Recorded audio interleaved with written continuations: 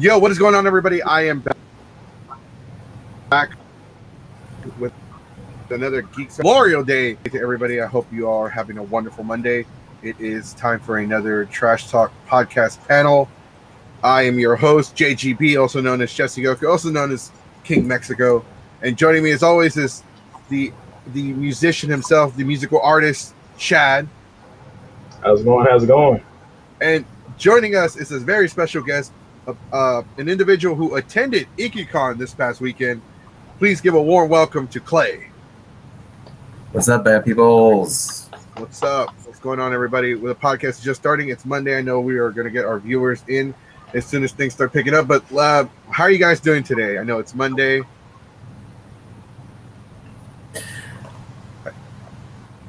So far so good, you know. Any con crud, any con fatigue, any of that conness? None so far. It's pretty good. What about your wallets? Oh, very much light. And I'm also sitting in a very hot apartment because my AC is out. Oh shit! I'm sorry to hear that, man. It is what it is, unfortunately. Especially in Texas, luckily for us, it's not as hot this year as it was last year. Give it 5 minutes. That's right. Texas weather's like a teenager, can't make up his fucking mind. Exactly. Especially here in Austin. Yeah, it's not. You, sir, you need to be on this show, sir, because me and you, we're cool. We're buddies, but I want you on my show, man. You need to be on my show. Send me a message. I need you on my show. Come talk about Ikkicon. You don't have you because I know why, but at least talk about stuff, Ikkicon stuff. Come on, bro. Come on the show.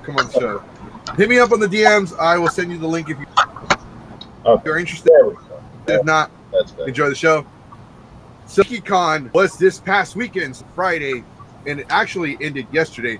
Now, Ikkicon is the first Texas anime/comic con that I know of that has started back up once again. Now, with that being said, Ikkicon is the first step on the road to the con season. Usually, the road to the con season ends with Comic Palooza. For me, I know we have those of you that go to San Japan. They go to Aikon. They go to Matsuri. They go to Kamehacon, whatever con it is. This is the road for us. This is the road to Delta H-Con for us.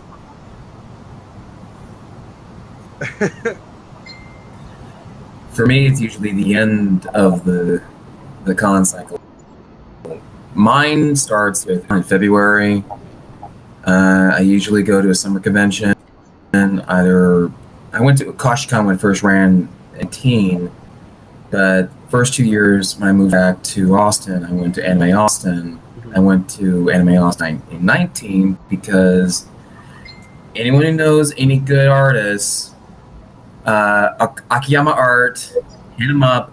They are amazing. I know them. They're great friends. I went to them because of that. And of course, at the end of the year, it's Ikki. Right. For me, it's going to be Delta, even though it's a small convention. That's where we host our big party of the rooms. We 114 hotel rooms down a hallway. Jesus. Just so we wouldn't get a noise. But we sold the other rooms like, hey, we're going to sell these rooms because we got them cheaper. If you want them, let us know. Just know that we're throwing a party. You can't bitch about the noise. For sure. But we had a band perform in our hotel room at Delta. Wow. That's how great it was. And joining us is the man himself who also performed at Ikkicon. The man, the icon, the legend, the rapper, the artist, Deacon Rap. Hi. And he froze. I don't know why. Oh, there it goes. I don't know what's going on with my fucking... I got McAfee or whatever the fuck it's called, the internet virus shit, and it's pausing like everything. I had to like manual click on it, including like all y'all's webcams were like paused. I don't know. I didn't think that was possible. Yeah. I usually just sit still if I'm in front of a camera. That's So, fine. It's I- my internet shit. It might be time for me to get a new antivirus protection program. With antivirus protection, being on podcasts, going to cons, getting them gains, all that shit is fun. But you know what's not fun? Getting your identity stolen. There we go. That's right. So sign up with ExpressVPN to secure your shit, especially if you go on a lot of questionable websites. And now Amazon's trying to sell you questionable shit. Oh, man. Go to ExpressVPN right now and get 3 months for an arm and a leg.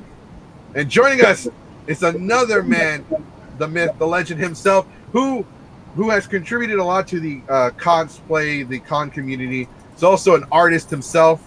He's in a band, does many things, and I hear he's also starring in his own TV show on Pornhub. That's a little incorrect, but Nice. you're almost there. You almost got it. Nice. Wrong network. Yeah, exactly. Thank you for joining us as well. What's up? At least you're not on the CW. Oof. Yeah, Pornhub's better than CW any day. I'm on Telemundo. I mean, does that count? Okay. I'm on HGTV.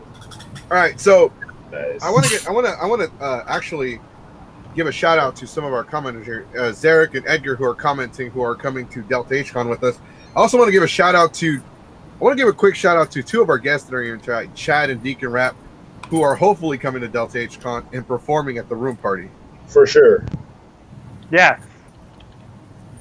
Yeah, actually, everybody's really looking forward to it. This year at Delta HCon, we call it Return to Delta. That's right. Geeks Fiber is throwing an invite-only party at Delta HCon. Now, what that means is we have to personally invite you. We're pretty much inviting everybody. The thing, here's the kicker. You must be 21 and up to get in. That's right. We're checking IDs once again this year, and we're giving wristbands. If the wristbands have been tampered with, have been damaged, have been cut, have been torn in any way whatsoever, we will check your ID once again and give you a brand new wristband. We're not playing that bullshit this year. That's honestly the smartest move you can make. I mean, like you said before, even a convention staffer will tell you, yes, do that. Enforce your own safety, and you will be left alone. That's kind of how that works, you know? One of the staff members for Delta HCon said he was talking to his son, and he's like, "Hey man, you gonna go to that party, the big party that's going on?" "Nah, Dad, I can't, because they're checking IDs at the door. They're not letting anybody under 21 in." And the dad came to the party. He was taking shots with us. He's like, bro, like that was the single smartest fucking thing, like you have ever fucking done, like. Because like they watch your shit, like everybody, like you're on everybody's radar. I'm obviously on everybody's radar, because one, for some reason I bring a lot of controversy, and a lot of it's not my fault, but there's always a lot of controversy. But at the same time, I bring a lot of attention. I also actually attract people as well. Like I people will come to a con just for some of our panels, especially if they're local. I'm guilty of that. Yeah. So people are like, dude, people watch you, people look up to you, people like they look at everything you do, and it's not like a bad thing, but at the same time, it's like when you made that announcement, you scared away all the 19-year-olds. So I went to another room party, and guess what it was filled with? 19-year-olds. It looked like a fucking daycare. Hey, I was gonna say 15, but okay. I remember a story from a few years ago. Ikkicon tried to go all ages once.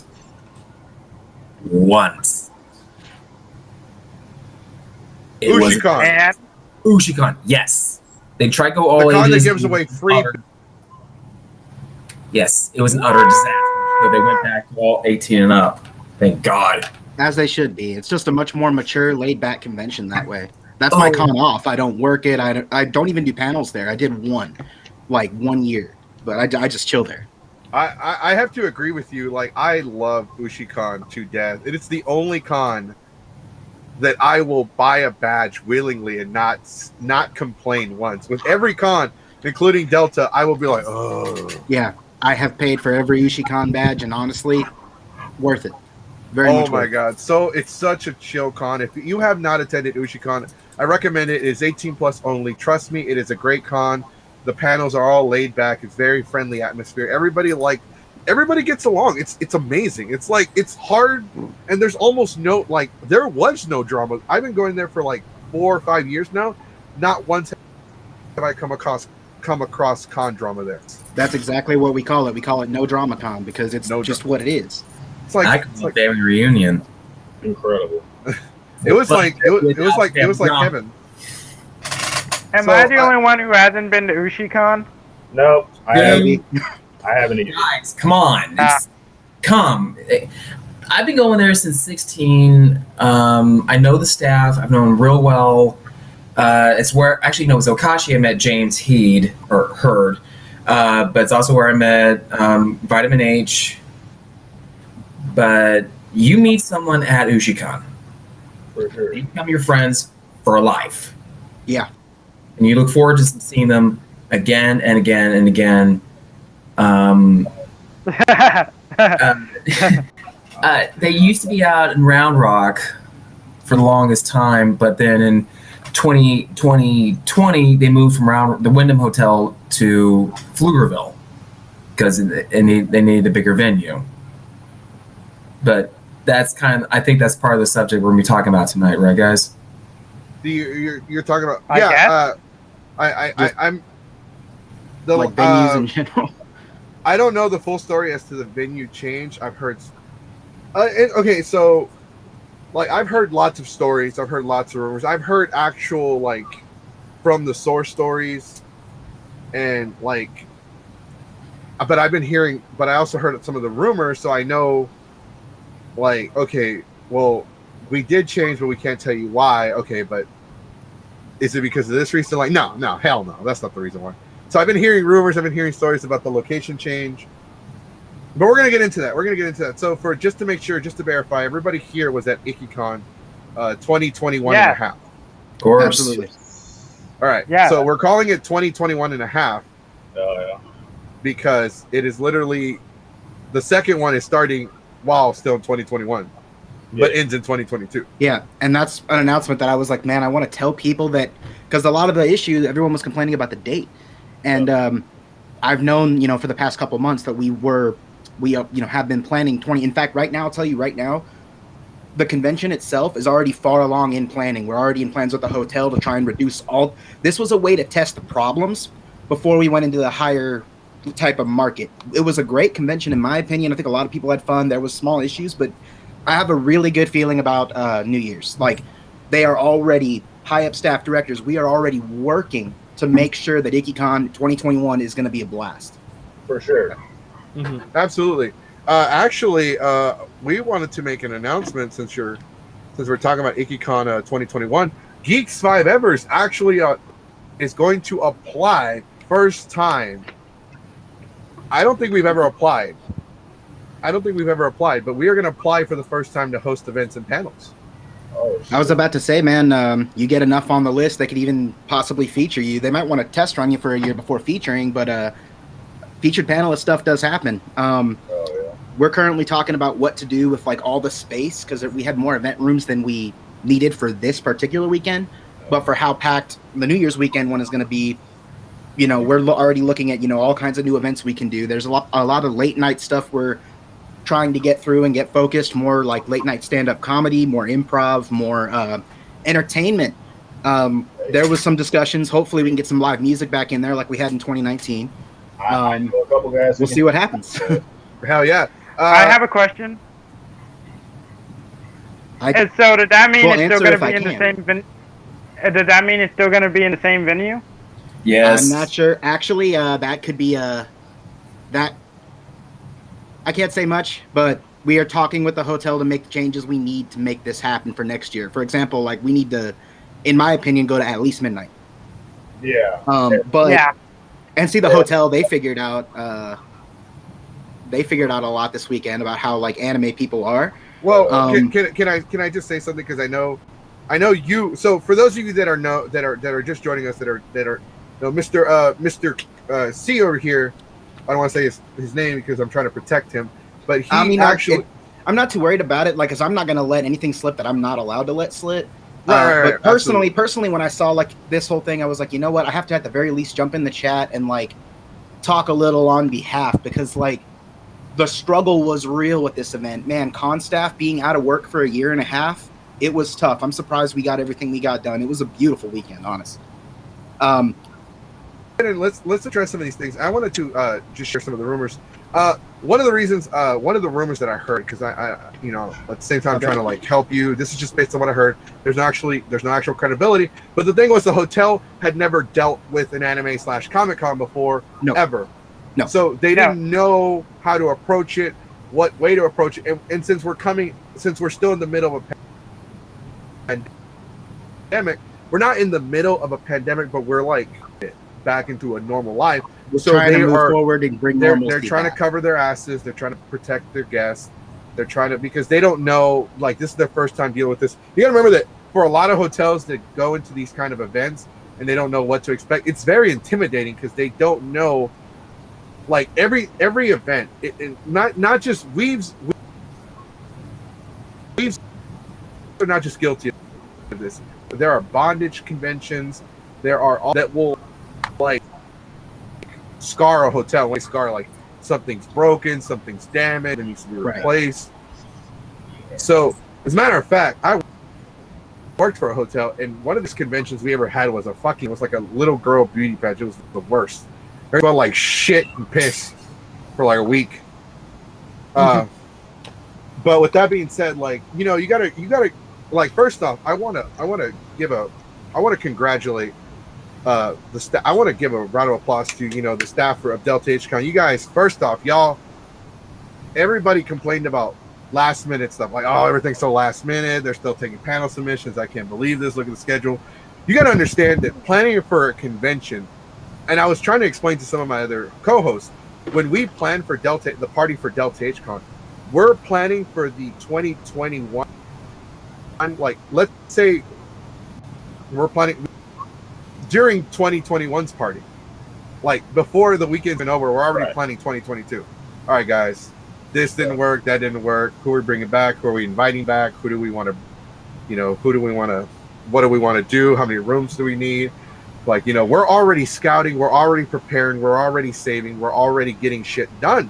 And that's why these parties work so well. That's why these parties are considered legendary, because we work on them. We work. And by the way, I want to give a shout out to JT Lincoln, who says, yo, what's up? Commenting for the first time. Welcome to the podcast. All of your questions and comments are featured on our podcast. But with that being said, a convention takes at least a year to plan to be able to even run somewhat smoothly. Right. These conventions have been planning for a whole year to get ready. Like, some conventions take 2 years. They're already planning for 2025, you know, this year. Yeah. And see, a lot of, like, with that year and a half so far that we've been hit with this pandemic, the plans that you make immediately fall flat. You know, guests will cancel. Things that we had in place will no longer be in place. And it's just, there's a lot of, like, chaotic fire around, you know, because a lot of people didn't expect cons to even come back this year, but they are. For sure. That's one of the reasons why, like, I really do applaud Ikkicon for, you know, hosting an event and saying, let's find out what works now so that when we come back, we are ready. And, I mean, with the way it went this weekend, I'm excited. I'm very excited for New Year's. I can't wait. I will agree on that part. For the most part, given the time gap we had since 19, there was granted, I will agree that trying to get back in the swing of things took some time. Oh yeah, for sure. Getting registration back on to where it was supposed to be, getting panels running, AV issues were aplenty. Yeah, the AV issues, that's a whole other can of worms. True. That should not exist in the next one for sure. The hotels, like, power grid is something they didn't, like, totally think about.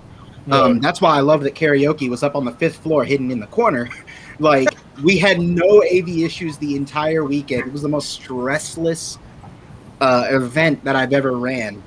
So it was great. I mean, I had issues, but like, what my issues was when I was doing my panel, the HDMI, when I had my laptop hooked up, the sound kept going in and out. I noticed if I move to a certain way, the sound goes out, but if I move back towards the speaker, the sound comes back in.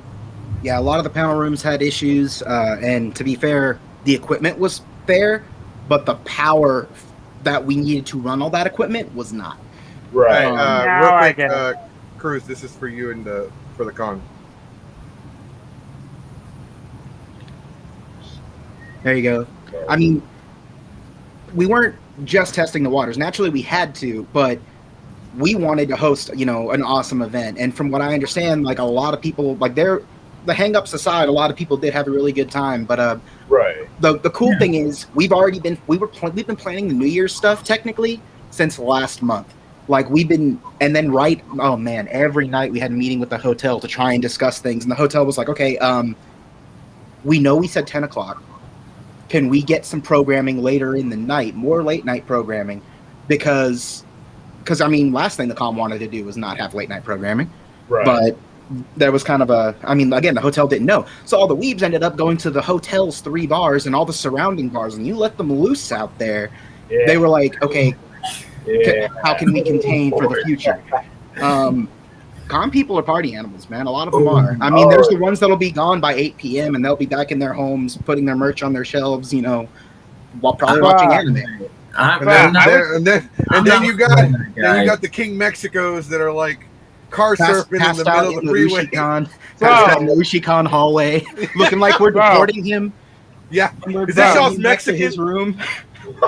I told my friend, right, about all the con parties and how wild people get. Yeah. And she was like so hyped for it. She was like ready for it. And then as soon as I get to Ikkicon Friday night, like Geek 5 Ever wasn't there. My cosplayer friend who was parties wasn't there. The waifu people weren't hosting a party this year. And it's just like, damn, you let me down. I didn't let you down. They let me down. We're gonna keep talking about the con a little bit. Before I have everybody's pros and cons, there are some things that. When you give your review and your actual score of the convention, there are a couple things that I do not allow to be scored for the con because there are some things the con have no control over. One, the amount of panels and content available by third-party individuals that submit. The con actually has no control over who submits, just like Geeks 5 Ever. We couldn't be there. One, it was way too short notice. Secondly, I'm on unemployment. I'm financially unstable, so I couldn't afford to go out there anyway. For sure. Sorry. Like I said, some of the people that live in Austin that are part of Geeks 5 Ever had to work. I had no ride. Trust me, if I had a ride, I'd have turned that place around. But no, and like not only that, but the dealer's room, the artist alley, the amount of vendors there are. Remember, the con has shocked. Like we did pretty well. It looked really good based on the pictures. It looked great, but you got to keep in mind that the cons don't like control who applies for what.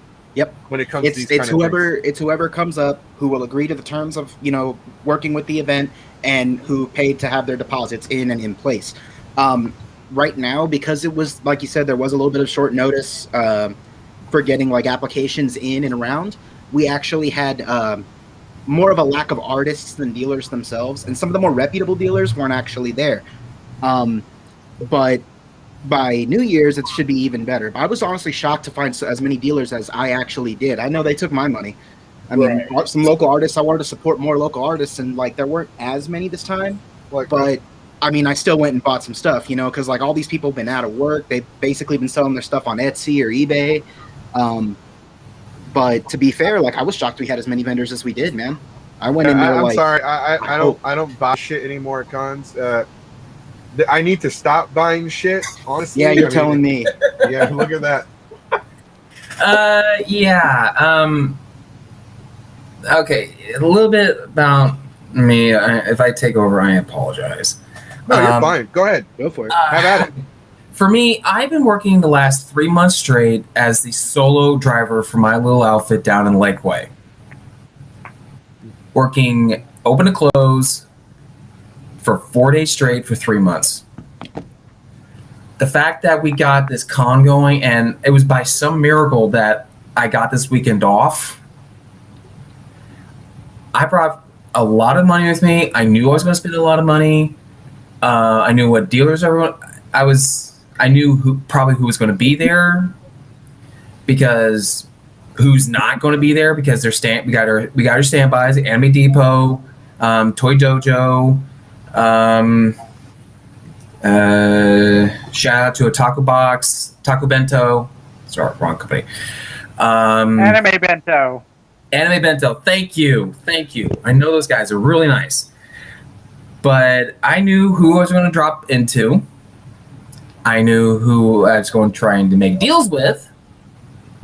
So, shout out to Anime Depot, Toy Dojo. You guys are amazing. Can't wait to see you guys in 6 months. For sure. Right. I'm dyslexic, so I zoned out for like 2 seconds. Hey, just a quick check. No, don't get me wrong. I heard everything you said. I zoned out in the sense I had something important to say and I forgot what it was. It happens. Oh no, you've actually you've helped me out a bit just by saying that alone. So Geek Survivor is going to start introducing a few new panels. One of them is called Con Survival Guide 101. That's a necessary thing. You have no idea how many people will go to conventions. I'm crying because I can already smell it. They will spend $500 in a dealer's room, but they have no hotel room. Oof.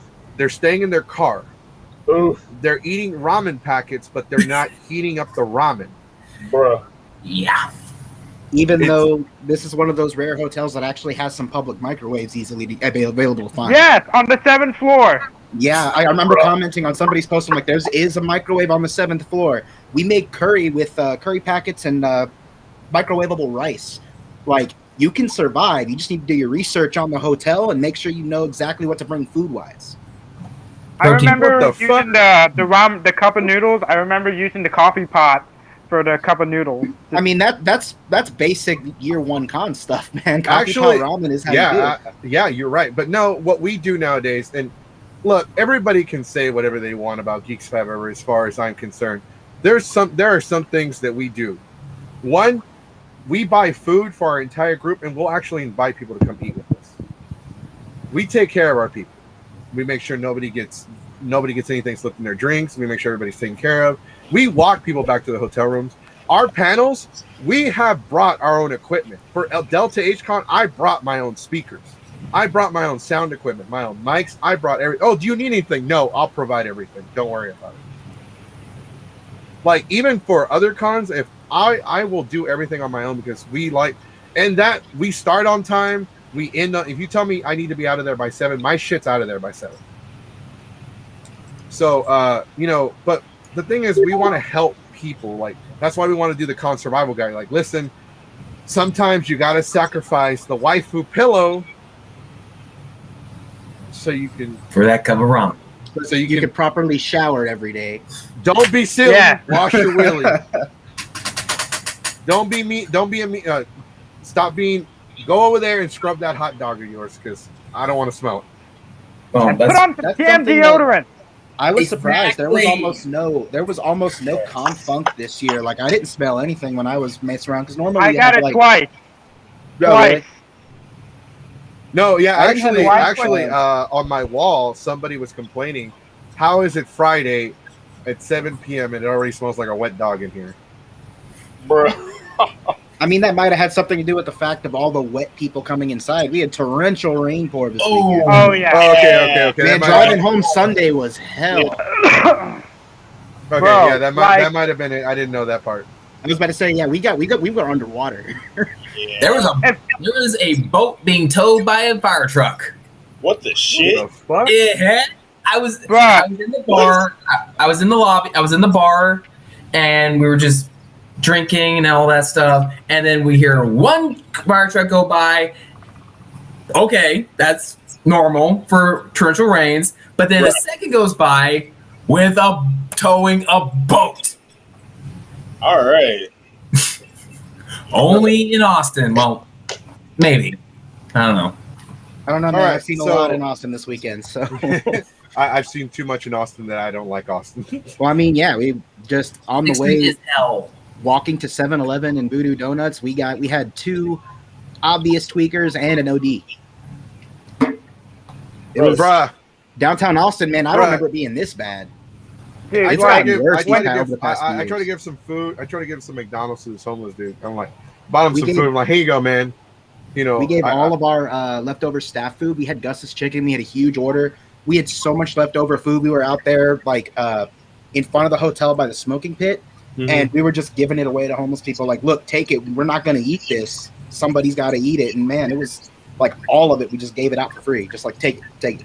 Yeah. Like someone posted that they got mooned and rocks thrown at their car, and like I was a little hesitant about, oh my god, where I'm parked? Is it safe where I'm parked? Because oh my god, if that's happening, you know, and I didn't, you know, it was actually pretty safe for me. It was all pretty chill. No, I didn't even see any tents. That's the thing, though. That's the thing, and that's the reason why we are very strict about the reviews of conventions, because there are certain things that the convention cannot control. Right. Like, it doesn't matter what city you're in. Houston, Dallas, Austin, New York, Chicago, Tokyo, somebody's car is gonna get fucking vandalized. I mean, that's just part of our society. It's not like the con's like, oh shit, we can't have it here. No, not enough people are gonna get mugged. Nope. Yeah, and then not just that, like other locations. Like, to be fair, there's not many places in Austin that can handle an event as big as Ikkicon. When 2019 happened, we were at such capacity with the hotel, like it was getting dangerous. Like, right. That's all I can say on that. It's like we have to move. There's no other choice. I mean, we love the Renaissance. It's just moving needed to be done. And if the pandemic never happened, that place actually has a lot of verticality to it. It's a pretty good hotel. It's just not ready for what, you know, is going to actually happen there. That was one of the things because I was talking to people all week, and that was one of the things that they kept bringing up. They were like, oh man, I really wish this was at the Renaissance. It had so much more stuff around it to do. I'm like, I don't think they knew how packed the convention actually was in that space. So.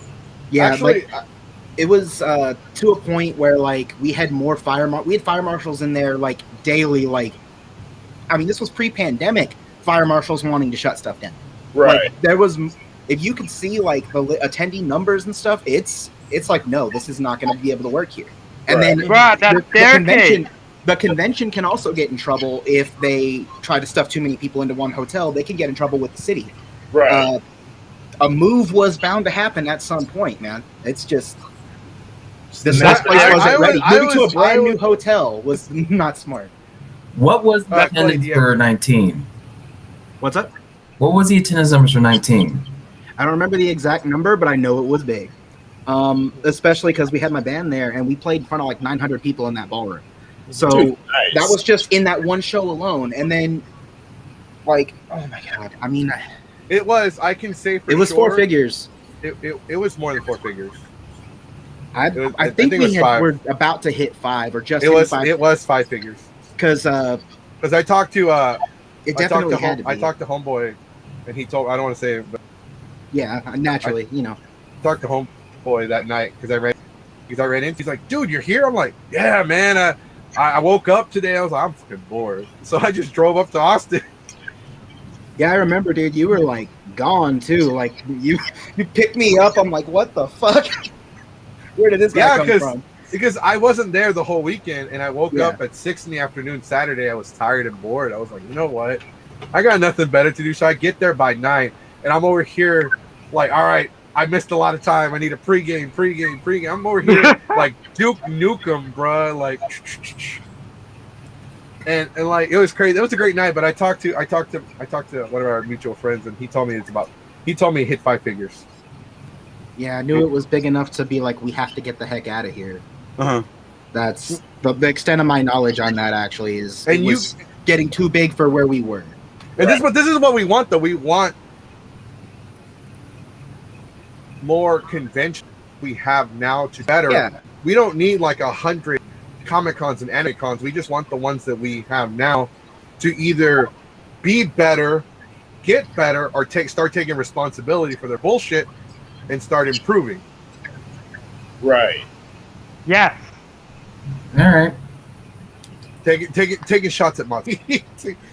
Always. I've never been. I don't even want to go anywhere near Houston. Hey, I was asked to do events for Matsuri. They're like, hey, your panels are pretty good. We want to make you a featured panelist. Oh, cool. What convention? Anime Matsuri. Okay, no. All right. Hard no. They approached one of my people. They're like, hey, would you like to host your panels at Matsuri? Like, oh well, fuck. Let's start with Chad. Chad, I know you. I don't know if you had any panels or anything going on, but I know you took your saxophone and performed at the convention. What was that like this weekend? I actually didn't take it this weekend. I was like, you know what? I'm staying at my uncle's. He lives across town, so I'm like, that's going to be too much of an hassle to keep lugging the case back and forth. So I'm like, okay. We'll leave it this time, December, all in. I'm taking it. I know this was your first Ikkicon. Absolutely. What would you say, just based on it being your first? How did you like it? No, I really enjoyed it, man. You know, as far as not having been to a convention in, almost 2 years, it was really nice to actually, just be around people who are, into the same stuff you are. It's like, it was just a much needed change of scenery after, just work for like the past however long it's been. But yeah, I really enjoyed it. That's what basically sold me on coming in December. I'm like, all right, this is what were you saying? No, I was saying absolutely, dude. I'm going in December. I went to the Ikkicon before the pandemic hit. Right. And I had a blast. For the 5 hours I was there. It was great. And it's so fucking crazy how many people know who I am. It's Goku! Who are you again? And I'm like, and you're turning around. And I'm so stupid, dude. I'm like, oh, what's up, you? Hey, what's going on, bro? What's up, dog? What's up, homie? And as soon as we'll talk, we'll catch up. Yeah, shit's been rough. And as soon as we leave, who the fuck was that? Did they actually think you were Sean Schemmel? Yeah, I was gonna say that. You're like, when they say Goku, do you turn around like Sean Schemmel? Oh, I can't wait to see his punk ass at Comic Palooza. Why? Hey, man, because remember he talked shit to me. Oh, that was he did? No, Sean Schemmel was an asshole to me. My bad. Who's he not an asshole to? What happened? Cynthia, when I told Cynthia about that at the convention, she was shocked when she heard about that. About him being an asshole? Yeah. No, it's true. There are YouTubers that have made videos about him being an asshole to them, and then he apologized to them afterwards. Like, that is not a secret. That's not an insider thing. That's all over YouTube. Yeah, it's no secret, like, the way he truly is. I'm glad I don't ever have to work with him. Oh, lucky you. I had to work with what's-his-face? Sabat? No. Oh, Sabat's cool. Sabat is badass. I'm talking about Vic. Oh. No, don't bring him up in here. That's why I didn't say his name. No, dude, you just made me shudder. I felt his cold, dead hand on my shoulder again. Oh, dude, no, it gets worse. Guess where I worked with him? Oh, you'll never guess where I worked with him at. Oh, shit. Matsuri. Who do you work for? Really? That must have been a long time ago because we won't have his ass back. Yeah, it was like 2011, 2010. Okay, yeah. See, that was before my time. Yeah, so he had the cosplay contest cut short because he wanted to practice and he didn't want the panel next door to hear him practice, so they ended the cosplay competition early. What the fuck? And guess who was in charge? Guess who was in charge of the halftime show? Because I had made a deal with the cosplay director, so I didn't need to go on stage. So essentially, he screwed over one of your events. He screwed over the entire cosplay competition. None of the skits went on. Only 3/4 of the walk-ons went on, and none of the skits went on. That's crazy, man. Actually, they were already giving out awards because they were kicking them out of the room. Like, oh, we already have our winners. Yeah, congratulations. Like, get the fuck out. That's terrible. I know. And I like Ikkicon. I really love Ikkicon. So you had fun. What about you, Mr. Clay? How was your Ikkicon this past weekend? I want to hear Wait, actually, Chad, what were some of the things you didn't like this past weekend? Anything in particular that you want to grieve about? Because, constructive criticism actually, believe it or not, have their flaws. Yep. I'm curious if any of the problems you ran into we've already been discussing, because we are already talking stuff up. Yeah. So I'd like to hear it personally. Obviously, the AV issues, which I think you already addressed. But yeah, we're on that. My biggest thing was like the hotel escalators. For some reason, it's like they only had like two working all week, and I was like, So they were going down a lot. From what I heard, and if you notice, like on the hotels, there's like a lot of like fuzziness. So the carpets were so new, they're not used to that kind of foot traffic, and the carpets were kind of coming up a little bit. What the shit? Like just little bits and bobs getting stuck on people's shoes and getting stuck inside those escalators. I don't know how much it's going to be for them to get that up and running, but no, they were supposed to be on all weekend. So yeah, that was definitely an issue. Dude, I hated that part too. I mean, escalators having to walk sucks. I mean, my calves got a much needed workout, but for sure. Oh, definitely, I loved it. It's like they were screaming at me by the end of the week, and they're just like, "Stop going up." But see, and then on top of that, though, you have the fact that like we're not doing cons as much as we used to, because some of us had cons like once a month. Right. Me, man, oh man, by day one, my feet, my legs, like, what the hell are we doing? This isn't right. I was just in pain. We have a question for you. Actually, this is for everybody. If you want to answer, how was the attendance at this year to the pre-pandemic Ikkicon? I can already tell you that it was nowhere near those numbers. No, it wouldn't have been anywhere near. To be honest, the majority of people I talked with said that this was their first Ikkicon, because that's one of the things I do in my panels. I ask, if everybody's having a good time, and how many Ikkicons is this for you and stuff like that. There were more people who this was their first ever Ikkicon than any time I've ever done an Ikkicon. Right. It was a lot of new people. I had someone at my panel tell me that this was their first con ever, and they ended up winning the raffle 3 times at my panel. So yeah, that was pretty nice. That's a win. Yeah. It's like I'm still curious. What did you give away? Get a massage from Deacon Rap? Get pee-pee touch from Deacon Rap? No. So when I say that literally everything I was giving away, I found in the clearance section or like on Black Friday. I mean, literally everything was found in the clearance section of Black Friday. Because like I had some Sailor Moon prints, and I had these prints I bought from a local vendor where it's Charmander, Squirtle, and Bulbasaur, but they were drawn like 80s hip hop rappers. I gave away some Munchlax plushies that I got on clearance. Some pop figurines I got on clearance from Hot Topic. One of the Sonic screwdrivers I got on clearance from Hot Topic.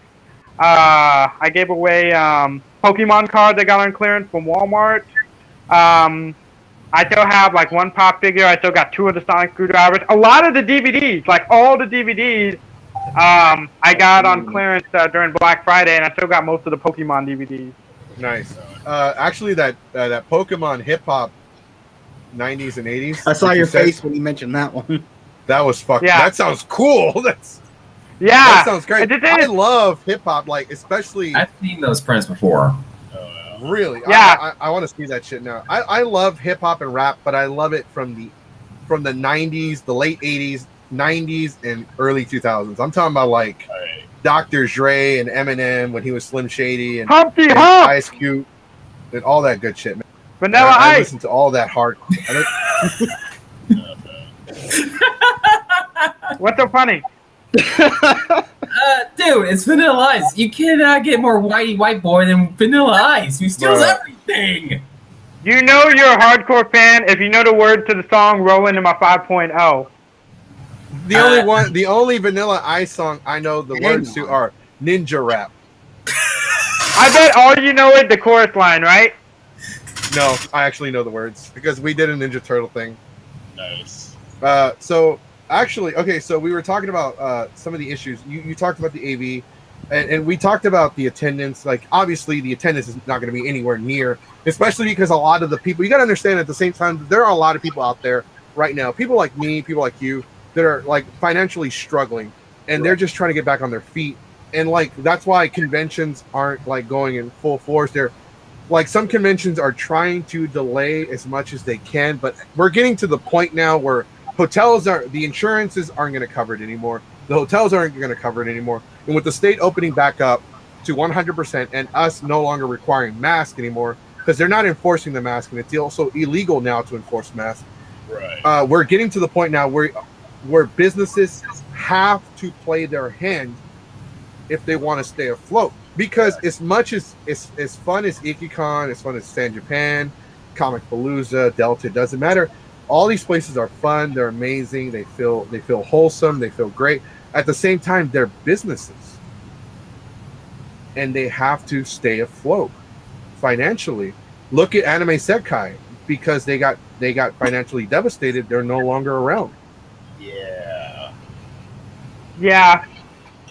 Wait. And yeah, I was talking to the owner of that con. I'm like, dude, keep the page up. Like, you can try and help promote some of the local cosplay. And he was just like how? Like no. I'm like, he's been climbing mountains. He's been going to all kinds of states. Like, he just dropped Anime Sekai and just like started living his life. Actually, we got 2 questions here in the comment section before we continue. Anything not from the clearance section? LOL. Taking shots at you. No. I mean, aside from those prints, because even the prints, the guy sold them $5 or 5 for 20, and so I was just like, does that count as clearance since they're so cheap compared to a lot of other people's prints? And this one goes to our friend Cruz. Were the people protesting the rules at check-in, or did it go smoothly? I'm actually surprised how smooth it actually ran. Yeah, I got there early. Now, started up. It took a few minutes to get everything rolling, but once it did, we got in, showed your ticket, got your badge, out. Right. It was just smooth. Everybody was following, it being within their groups, the distancing, the way we spaced the chairs 2 by 2 apart, so that people could still sit with, friends and loved ones, but still be distanced from others. Because a lot of people will tend to, need a moment to get their mask off for a second. Mm-hmm. But for the most part, I didn't see anybody taking masks And I'm sorry, but we were joking about that on Friday. We were joking about that. I'm like, bruh, look, they're separating chairs. Like, bruh, people were already social distancing before the pandemic. I was about to say, we're not 2 or 3 chairs between everybody. We were already socially aware before this happened. For real, you had to tell people, hey, now sit next to each other. I will say one little story on the whole protesting the rules. While there wasn't an actual protest, we don't know who, but we had an interesting little moment Saturday night. We had somebody basically tell an attendee walking by that they could take our COVID-19 policy signs home with them, and the attendees believed it. One of our managers saw somebody walking out of the hotel or towards the exit of the hotel with one of our signs and asked him about it. He gave us a sign immediately and said, well, there's somebody up there telling people to take them. We went up there. By the time we got up there, they were gone. We found a lot of those signs, but those were super expensive to have made and posted everywhere. Right. So that was the only any form of protest as far as we didn't have any Karens well, I'm not going to wear a mask. You know who was not wearing masks though? The fucking normies who were all over that hotel. Yeah, they refused to do much of anything because I guess they weren't like part of the event. Like, dude, weebs are real courteous people. Those people, and man, that's going to be a blast on New Year's having them because so when you say normies, the hotel's full of bars. Are we talking about yes, I would like to check into my hotel, please. Oh, thank you very much. What's up, bro? What's up? Are we talking about, yeah, look at all these weeds around here? No, we're talking about excuse me. Austin. My daddy is a lawyer. Those guys. We're talking about, people in cocktail dresses, obviously wearing $1,000 worth of just accessories alone, spending $700 at the rooftop bar on the 7th floor, those types of normies. I was honestly surprised to see how many of them were out there. We had this, and keep in mind, this is just staff hanging out around midnight. We're all just little smoking pit, cigarettes and all that. Dude comes out, and I didn't know Austin was this lax. Old man, dude's in his at least 50s or 60s, wearing, easily a $500 outfit, pops out this huge ass blunt, and he's like, "Who has smoked weed before?" And I'm like, "Have you ever?" And this dude just like was so out of it and like drunk. Oh my god, drunk ladies, drunk Karens, like. These are the types of people, but this hotel has to be some kind of offer with like a travel package or something.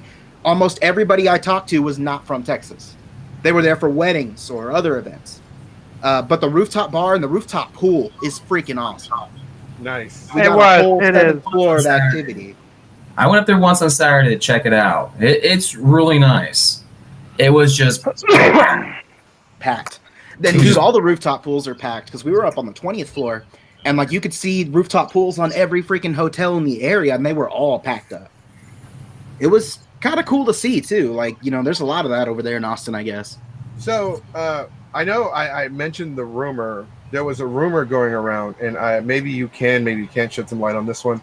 So, there was a very, very strong rumor going around that Ikkicon and the hotel, or whichever one, were shutting down room parties that were being advertised. That's why everybody was hush-hush this weekend. So I didn't see much as far as advertisement. I think people like got scared because it is a new hotel.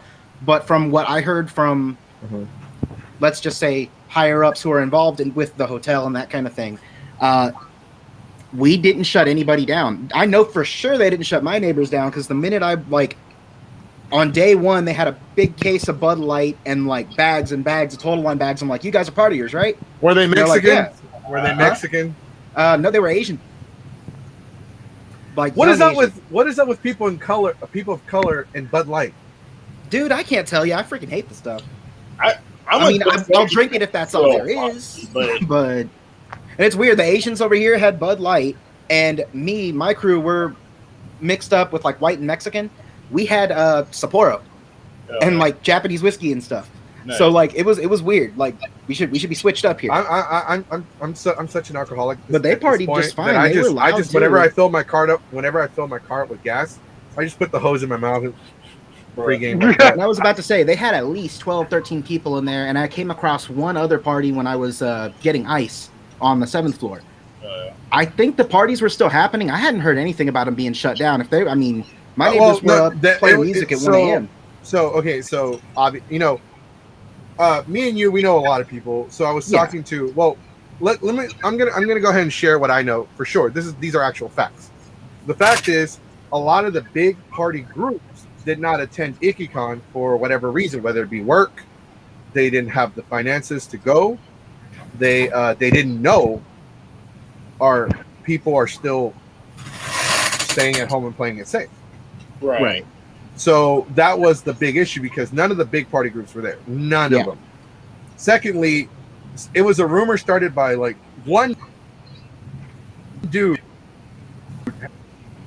posted a picture of a shit ton of alcohol down all the room parties because that's what they were doing at some other convention. This guy advertised he was throwing a party, and like he got in trouble with the hotel and got in trouble with the con. So they assumed Ikkicon was doing the same thing. That's why, like, everybody was like completely like, okay, be quiet, don't post anything. And so, like, even I was like, hey, I heard they're shutting down parties, so just watch out, watch out what you say. Because even if they aren't shutting them down, sharing 21 and up pictures and memes and all that stuff in the general group, like general convention group, it's not even good anyway because that's a family friendly group. You have a lot of underage kids there, especially olds. Like they're going to be like, hey man, I'm 20.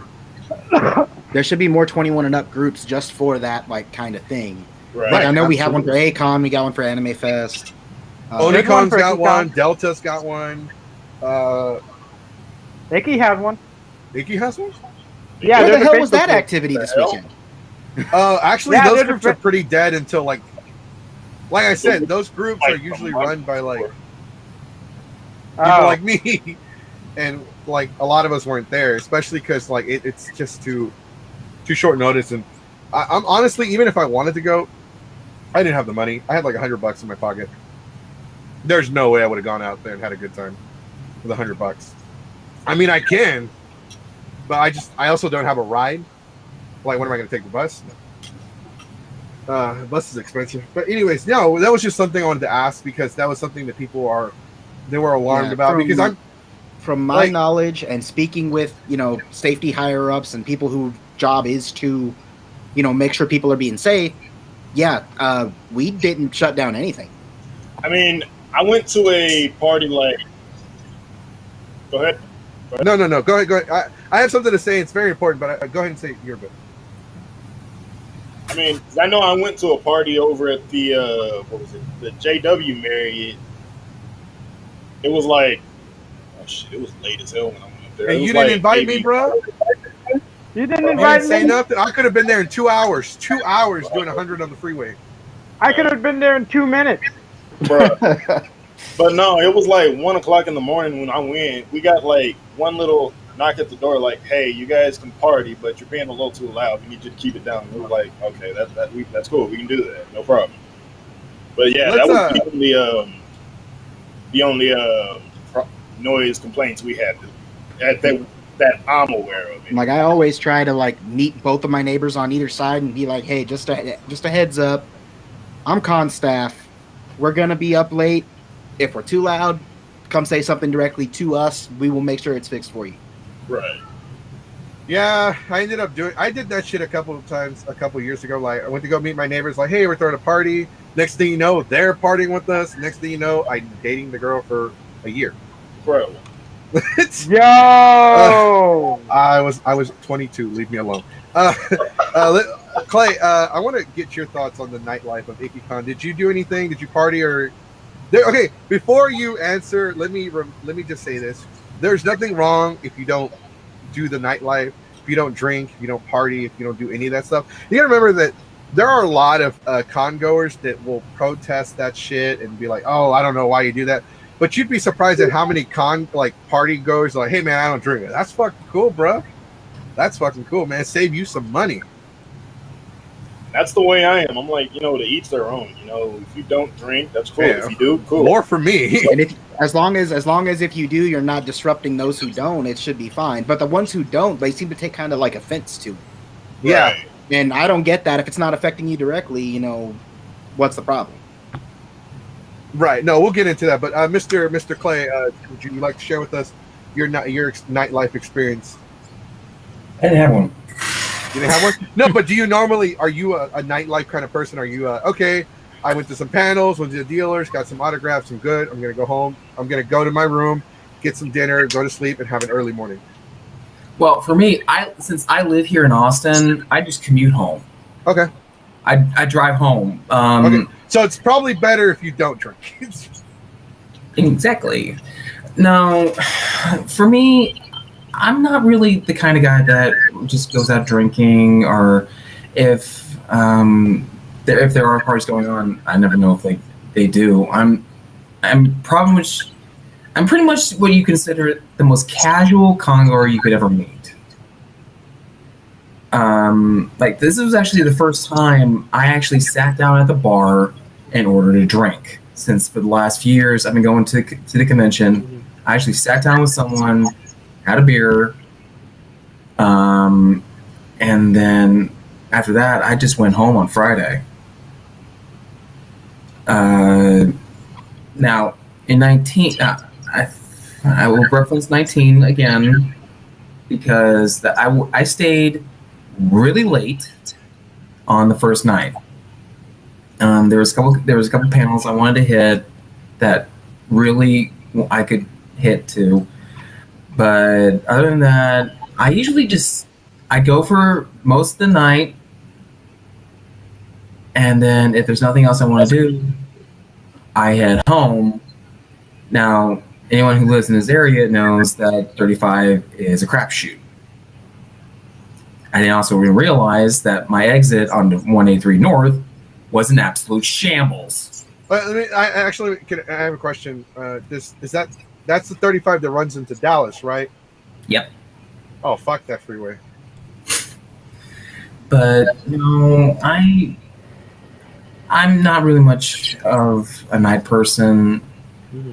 For me, if there's anything else going on, the dealer's room was closed. I didn't know anything about if I think the art gallery was closed. I tried going to H or not H. I kind of gave up on. I was in the Waifu Wars. I gave up on that. Wait. What? Yes. There's a waifu. There was a Waifu Wars. Dude, I've been telling you about them. Mark Anthony, Where to Waifu, they were there. Yeah. Yeah. I used to, the cons that he doesn't apply to, I would go and I would run Waifu Warfare, which was my thing for a while. But once he started doing them all, I'm like, dude, I have so many panels in the back. You can, He does. Yeah, Where to Waifu, where they were in the building this weekend. All right. Can you at least tell me what their panel's about so I know? God damn it! We've already been marketing that panel. Shit, I didn't know that. I mean, it's just it's a debate panel, dude. I've run the same one at multiple events, including an Ikkicon one year. No, okay, yeah. Can you describe that real once quick? Mark Anthony got on, how does it work? How does it work? Okay, so simple debate format, and it does the same thing that I do with because I still run a regular anime debate. My stuff's more on like who would beat who in a fight, who's the best like shonen character, who's this or that. That we had that one at Ikkicon this weekend, and it was packed out too. But Waifu Warfare, I mean, not Waifu Wars is what he calls his. Basically, simple debate. Everybody, each side gets an opening statement, and then they get to argue with each other. It's the same format I used to run. Actually, the first way it goes, first you talk about your waifu's look, and then your waifu personality, and then just any type of final comment. He definitely advanced his debate style then, because he used to use this just like opening statement, argument. And that's the way I used to do it too. Dude, it got so bad at Ikkicon back in 18, someone threw a freaking chair. Like, I was like, guys, come on, don't damage the hotel here. So, the way we're doing it, so I don't know if any one of you have ever been to one of our Versus panels. So, the way the Versus panels works. So, we did Naruto, we did Dragon Ball versus My Hero Academia. So, somebody goes up there and they explain the anime for those who haven't seen it. Okay, Dragon Ball's this and that, My Hero's this and that. All right. Now, here comes the second part. All right, let me tell you why the show's trash. The show's trash because the main character cries. It's always, every episode, he's got to get the crying. And so, basically, just shit talking. So, the waifu was and that we were writing. That's the way my anime debate panel works. You get your chance.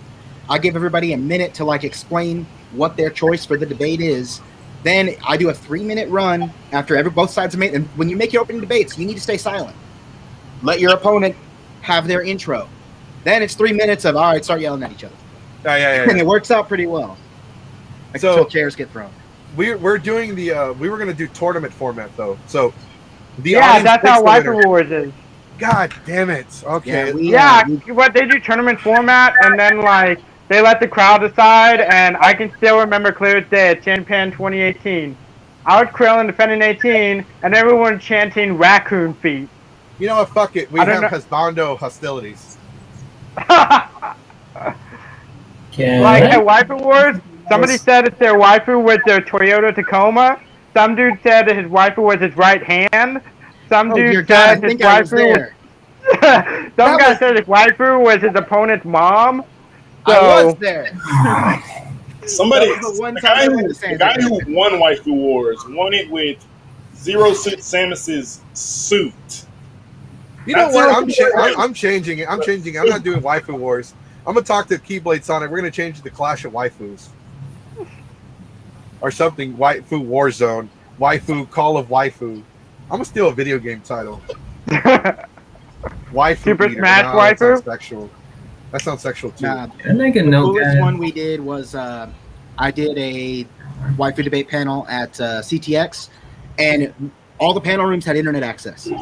So we were able to pull up on these big TVs that they put up in the hotel because we weren't using projectors anymore. It was all done digitally. So we had a big, 65, 70-inch TV behind us, and I was able to pull up pictures of each of these waifus. Like, that was really cool. One dude chose, I'm more of a League fan. I don't play Dota, but one guy chose this big spider chick from Dota. When the picture popped up, the room exploded. Clay, you had something to add? I think we've kind of skewed off from what we started way back, 20 minutes ago, talking about the experiences and issues. Yeah. No. Believe it or not, the Waifu Wars is part of the Ikkicon experience because this is information that I need because this is going to help me. Fuck. Now I got to go make some fucking last minute changes. Info with me. But the panel wise, no panels at Ikkicon. What were some of the panels you guys liked? Chad, what were some of the panels you enjoyed? And then we'll go with Deacon after we discuss pros and cons. For sure.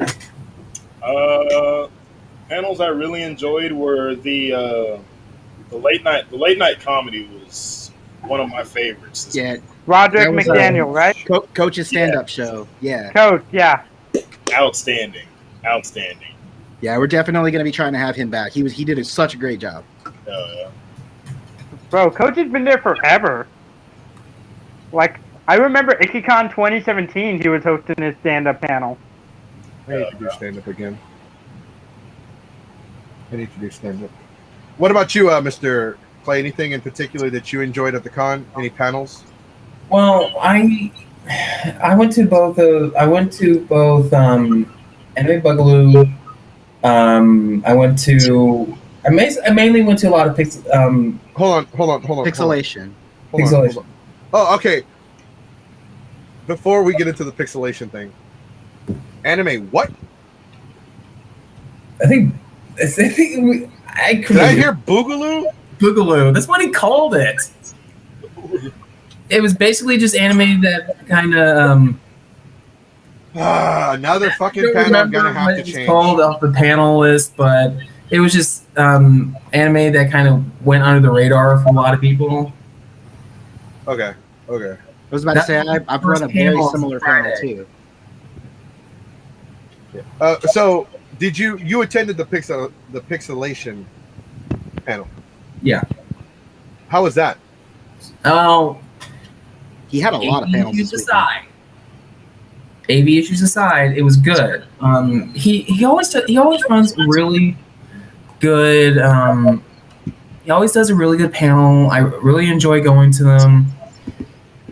I've known him since 18. I met him at Ikkicon. He actually I kind of got inspired to try and make my own panel, which I should probably write at some point. Hey, if you ever want to host a panel, man, I'll help you out. I'll help endorse you. I appreciate that. I've been you can ask anybody here. I've been doing panels for a long time, and our group, we host some bad panels, we host some good panels, but we're one of there are only 3 groups in the state of Texas that can claim they've ever had double-digit panels at Comic Palooza. Us, Airship Nikolai, and I forgot the name of the third group. My highest number was 9 in one weekend. Mm-hmm. My highest number has been 15. Damn. My highest 9 also 3. on top of running a karaoke room from open to close. I only had 9. But no! I was at Comic Palooza. They put some of our panels overlapping, so I'm like, "What? That's not smart." Hey, I didn't get to pick the times, but luckily, I have Geeks Fiber. We have a full team that's ready, willing to we're entertainers. We go with the title entertainers rather than weaves or cosplayers or anything else. But the reason why I asked you about pixelation was because they're actually really good friends of ours. They're actually really good friends and associates of Geeks 5 Ever, and we have worked with them before in the past. I've been on their show. I've been trying to get Homeboy on my show for a while. Hopefully not coming to Delta, but we are eventually going to hang out with them. They're really good friends of ours, so I was just curious as to how his show went, because he's a really good friend of mine. Again, AV issues aside, but that's the majority of panelists. AV issues aside, James, he can make things work. He's got that personality. He's a really good dude. Mm-hmm. Mm-hmm. His panels went really well. Oh yeah, they went fine. I enjoyed his Nanette opening panel. Apparently, well, okay. I know nothing about JoJo, so I'm not into JoJo. I figured I've been listening to a lot of openings for the last 2 years because, well, you listen to one opening, you kind of judge. Now, correct me if I'm right or wrong. Sometimes you can judge an anime by its opening. Not really, because Brotherhood is an amazing anime, but it has some mediocre openings, but the endings are great. Did you say Brotherhood? Like Full Metal Alchemist Brotherhood? Yeah. Bro, that's easily my second favorite anime opening. I mean, the opening does say a lot. It's like with a light novel, the illustrations kind of are that, hey, look, this is what, we're checking out here. But I've seen openings that were just straight up awful to shows that were straight up great. One of my favorite shows, even, hell, the opening was so bad. I was like, this looks terrible. In the first 3 episodes, I'm like, dude, this is the worst fucking thing. Episode 4 comes along, Warfare and Rebellion, and I'm like, wait, what? And it just becomes one of my favorite series of all time. And there are some shows where the opening is amazing, but the show sucks. Mm-hmm. Absolutely. Sword Art Online. Hey. Darling and the Franks. Rurouni Kenshin. What the hell was that first opening? Bro, I love that show, but I will skip the opening to Rurouni Kenshin. Sorry about the Sword Art Online. That's exactly what it is. I didn't realize you were Rurouni Kenshin one is, honestly, dude, I don't know how that chick hits that pitch. It hurts my ears. But the show itself is great. Yeah, I actually enjoy Rurouni Kenshin's opening. I'm probably one of the few that does. I like the ending. It's not that it's bad. It's just that the opening isn't like we hold the anime up here, but the opening is like down here. It's kind of the anime is a 10, but the opening's a 6. And it has this really cool ending too, with like super overdriven, heavy sustained guitars. Like so much better. What are some panels you would like to see at Ikkicon? Because I'm also curious, because as entertainers, we're not trying to steal panel ideas. I'm trying to think of what was missing this year. Like Geeks 5 Ever panels. Geeks 5 Ever panels. I mean, okay, that's missing a lot of years panels because obviously you're gonna like be a little biased because you're my friend and everything. But besides Geeks 5 Ever panels, like. I'm not biased because I'm your friend. I'm biased because I have fun at your panels.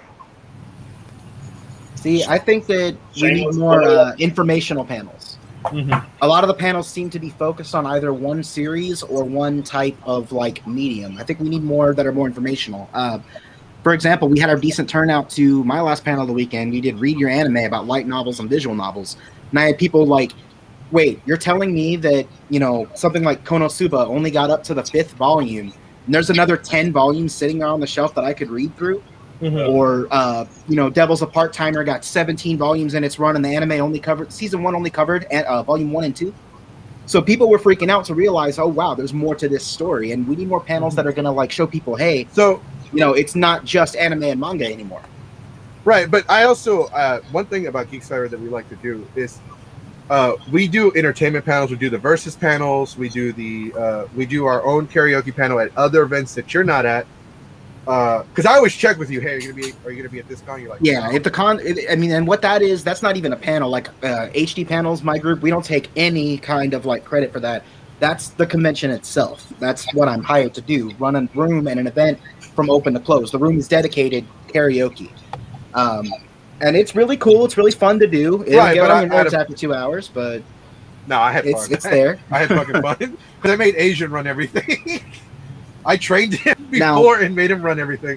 One thing I will say though about panels though, and you can all chime in on whether you think it's a good idea or a bad idea. But one of the things that we started doing is we started doing more informative panels, like cosplay prop making panels where. I didn't really like them because the guests were more. They went in there. Well, I made this, and I commissioned this, and I'm selling this, and they're more selling their product and their services rather than actually teaching how to make the actual cosplay. I'm not saying that happens all the time, but it's happened a couple of times. So we do streaming podcasting 101, where I'll literally go up to people like, okay, see this on my phone, see this right here, this tool, everybody see it. This is the link. This is what I use. You do it this way. Like I will talk to people one-on-one because I want, and we do panel making 101. We do panel making and panel running, podcasting, streaming 101. We do prop making. We do, we do a lot of panels to where we want people to do their own thing, because like with the panel making, I believe it or not, I actually want more panelists to come forward and do their own panels, because if they make a panel it's so much better than mine, it actually pushes me to do a better. Right. And that's why we like to do so many of these entertainment-based panels and informative panels. Like the podcasting one, we try to help people as much as we can, because the podcasting community is a great community. So if anyone in here is ever interested in doing a podcast, I know Cruz has to be on my show for his dude. He's fucking awesome. I've had Deacon Rap on here, Chad, at some point, Mr. Clay. If you're an artist of some kind, if you do anything, you're more than welcome to join us. Dude, fuck yes. We're gonna talk. 5 books so far, 4 online. Son of a bitch, I feel so lazy. And book 6 is already outlined. We're gonna talk. But what are some panels you would like to see? Like, the reason why I'm asking this question, because at Ikkicon, not at Ikkicon, but at Anime, I don't even think it was CTX. I think it was Anime Austin, which is not affiliated. It was one of these. I think it was CTX. I was going to say, I would know if it was CTX. It was the one where Homegirl was in charge of the panels, and it was a lot of ask a cosplayer, ask a nation, ask one of those sexual. Yeah, she's not the programming director anymore. That's right, because I talked to what's his face, and he told me that they got rid of her. And we that's have why we have two heads. We have 2 directors who split programming. One focusing more on the cosplay side of things, and one more on the entertainment side of things. Yeah, because she denied all of my panels, but then after they got rid of her, they started approving my panels again. Like the trick is just to get the right kind of person, like, for the job. Right. And like, we've definitely made the right choices. That's all I'm going to say on that. And I will applaud Ikkicon. For, they're always trying to improve, as far as, like, they know, like, look, we're not perfect. We're trying to better ourselves. We want to Now, you can't have a biased person in charge of panels. That's what happened that one year. We had a brand new panelist person. Oh yeah, no, yeah. Mr. Clay, what are panels you would like to see? Like, that you would find entertaining? Well, for one thing, I'm a Gundam fanatic. Well, not just Gundams, but mecha in general. Now, in 19, there was a history of mecha anime. That's my boy Zero Convoy. Him and my other friend Nikuo, they hosted that one. I was there. Wait, Lio Convoy? Zero Convoy. Zero Convoy, okay. Lio Convoy Reviews is my friend. He's one of the people in charge of the Houston Gundam Gunpla. So I thought they might have been the same person, but no, yeah, dude. Like, I agree. Like, there needs to be more Gundam shit, because that shit is fucking cool. Gunpla, I love Gunpla. Yeah, I mean, like, an introduction to, like, model kits in general would be pretty cool. That's what I'll be doing. I'll probably go for it. We don't have anything like that right now, so there you go, dude. There you go. Like, you could stuff like that. That's something. If you have enough information on it, and you think you can actually, like, hold your own for like an hour in there doing it, go for it, man. Probably bring some stuff like built. Definitely. Yeah, maybe get a couple super cheap model kits and, like, advertise them as giveaways, like some of the little $10 like early grade stuff, and just, like, advertise them as giveaways. I'll tell you what I'll do. I'll tell you what I do to help you out. If you run the panel, it's approved, let me know. I'll buy a Wing Zero Verka model set and let you have it so you can give away for free. Dude, nice. They're like, what, $60? I mean, I'll get it on quad pay. Okay, if you go to depends on where you go. If you go, there's one site I go to a lot. They're usually a lot cheaper than most of the other sites. I've been buying from a lot. So if you go USA Gundam Store, just throw them that plug out. I get it at GameStop's website because they do quad pay. I can do it in payments. And plus, GameStop, they're just happy to, like, be in business right now.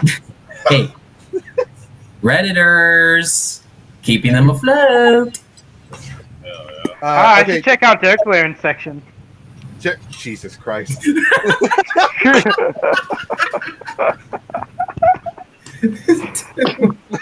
Oh, nice.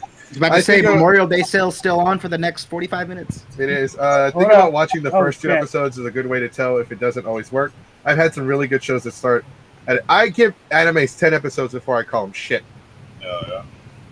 LOL, most prop panels are just plot panels for the host. They get prop wearers to host and not the prop masters. I would love to have an interactive panel, kind of like a Jackbox where you can input on your phone, but more fun. Actually, that's... If you try to put some kind of theme around it, like make it to where have it be an anime-based like answers for Jackbox, I think that could actually work. Yeah. I have the game. I could actually make that work. So, and then another cool thing about this hotel, there's a little section on some of these floors, like floor 5 had one, where there's a big table with chargers and USB ports in this area around a bunch of like chairs and couches, and there's a TV with a remote that you could turn on. If you could get, a Jackbox setup hooked up to that, you would have your own little thing going on. Even if I feel like it could definitely be a true hands-on panel, but options. I want to give a shout out to Mr. Ken that's in the comment section, who's actually not going to put his business out there. He's been going through a lot. We look forward to having him back. He's the actual original co-host for the Trash Talk panel on Mondays. Like I said, I'm not going to put his business out there, but on my you have my full support, dude. I'm still looking out for you, buddy. But he's also the leader of his own airship Nikolai, and they are the other group that had just as many panels as us at Comicpalooza, and they're one of the biggest airship steampunk groups in the state of Texas. He says that we used to host hands-on panels for making small props back in the day. You would show up, we'd have all the supplies and materials. You would leave the panel with a small prop, like a mini top hat or a pair of goggles or a wearable pin. Nothing huge, but something. And we asked Mr. Clay about what kind of panels he would like to see. The jukebox thing, the box thing is a good idea. Jackbox, yeah. The Jackbox thing. Just have people I'm actually going to their answers on anime. Yeah. Mm-hmm. You have to be really careful with that, though, because there are some people that randomly join these games and post racist stuff on them. Like, trust me, I do Jackbox Tuesdays on my Twitch, and, like, we've already had a lot of issues. Thankfully, it's easy to ban people from your Twitch, but, like, it can get rough if you advertise too much. Right, absolutely, yeah. So I've seen it people in our audience section alone. Like, it's a loaded thing to play with that kind of format. Yeah, somebody actually posted the okay. So you know how, like, we all hang out. Like, some of us, like, people of color, Black, Latino. There are some Latino people that say it, but we say the N-word, right? But somebody posted the N-word with the ER at the end as an answer to a question. Ooh. Were they Richard Pryor? No, it was just some. They had a like Southern redneck name. The actual screen name said Southern. It was obviously said in malice. Yes. Ooh, it was obviously said. It was said in malice. They were trying to be funny and racist at the same time. But they're assholes. So the host banned them. I'm glad they banned. But I had look, dude, if you're gonna have people like that on here, I'm gonna leave. I'm not gonna be part of this shit. With that being said, Mr. Chad, as a musician, I know you do a lot of. You like to go there. You like to have your little hat. People throw you tips for your performing. We've actually not done that. It's just like you might get in trouble if you do. Yeah, that's why I was like, all right, look, no cases. Don't worry about tipping us because I don't know how that's gonna go over with the convention. Yeah, no, we're just not gonna do that. We're gonna play, and it's just gonna be we're just gonna buy it. What kind of panels would you like to see at this conference? Well, I'm definitely, reaching out to more about getting, mine out there. But as far as more panels, I feel like a, jam space like MagFest does could go over well. Mm-hmm. Yeah. I don't like an open mic setup. Right. Because I feel like there's a whole bunch of musicians in the community that just don't bring their stuff to cons because they don't know that this kind of thing happens or whatever. Yeah, for years we've always had at the very least an acoustic guitar in my room just for people who come to hang out. Oh, yeah. And then music is something that we were trying to push. And back in 2019, I'm not going to say who we were trying to get, but we were going to Japan for a reason to scout out a certain band, and we almost got them. Right. Until the pandemic hit. We had been to Japan twice and wined and dined their people, which is what you have to do to bring big names like that over here. And we were this close to prove to them that we could host a big like concert thing. They had my band perform with Jason Page. He's the guy who sings the Pokemon theme. Yeah. We had that show last year, and there were hundreds of people in that ballroom. Like, it went over so well. Like, I had people noticing me this weekend. I'm like, hey, you're the guy from that band that played. And I'm like, oh, shit, I guess I am. Right. Like, it was crazy, man. Like, we were trying to get more of a musical focus and, like, more of an entertainment, like, push. From what I understand, the current push, entertainment-wise, we're trying to get more game shows. We're talking to Kevin Jackson to see if we can get him involved, bring some of his, Wheel of Fortune and Jeopardy and stuff.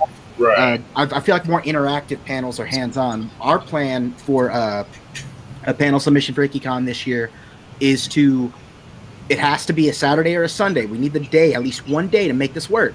But we want to set up a table and survey the convention floor for Family Feud in an anime style. Right. You would bring your convention family of 4 people and try to compete. We would do our online sign-ups previous. We would do so much work into it. If we could survey the con floor for a day or two and then spend the night with the internet and our laptop just formatting it and getting it ready, by Sunday we could have a really cool, these answers are from this convention, so it's a more of a social interactive thing. Right. Yo, I want to be in that. I love Family Feud. I want to be in that. The closest I've done was there's an old 80s game show called Password, and I've had a few of those at recent conventions. Do you imagine sitting there and you can see this anime character and you have to try and describe it with one word that has nothing to do with the show or any of the characters or anything. Like, you have Deku, for example. You got to tell your partner, green. Your partner thinks, okay, Piccolo, fail, pass to the next team. And the next person goes, you can't say hero because that's my hero. Green Naruto. You can't. we don't allow you to use any anime names, and if it's in the title of the show, you can't use that either. All right. And we just do very simple things, and it passes. So he'll go green, Piccolo. Okay, no, doesn't work. Green. He'll go. Yeah, it'll go back and forth. Whenever a new clue is added, it starts at 10 points. You get it on the first clue, you get your full 10 points. Whenever a new clue is added, the points count down because it's just easier to get it. We hosted that panel a few times to huge success. I had a couple people asking about it this weekend. I hope to bring that and Family Feud to the table so we can get more interactivity, people playing along in this type of setup rather than just the more informative panels that we have been running or like the debate arguments and stuff. And then, of course, conversations, which didn't go over so well this weekend. We only had a couple people show up. But I think if we can do our adult version, because we do Conversations anime, Conversations gaming is also on the side. But if we could do Conversations hentai again, that would be great. I've only been able to run that at 2 cons. And one time we were booked for a con, and they turned almost 500 people away from the panel because I wasn't there on time to host that panel. Bruh. I showed up at the time they told me to host the panel, and I'm not going to, mention names or which convention this was. I didn't work for them. But when I was on my way to my panel 45 minutes early, I'm like, let's go check out and see if we have a line starting. Everybody was exiting the hotel, and I'm like, what the hell is happening right now?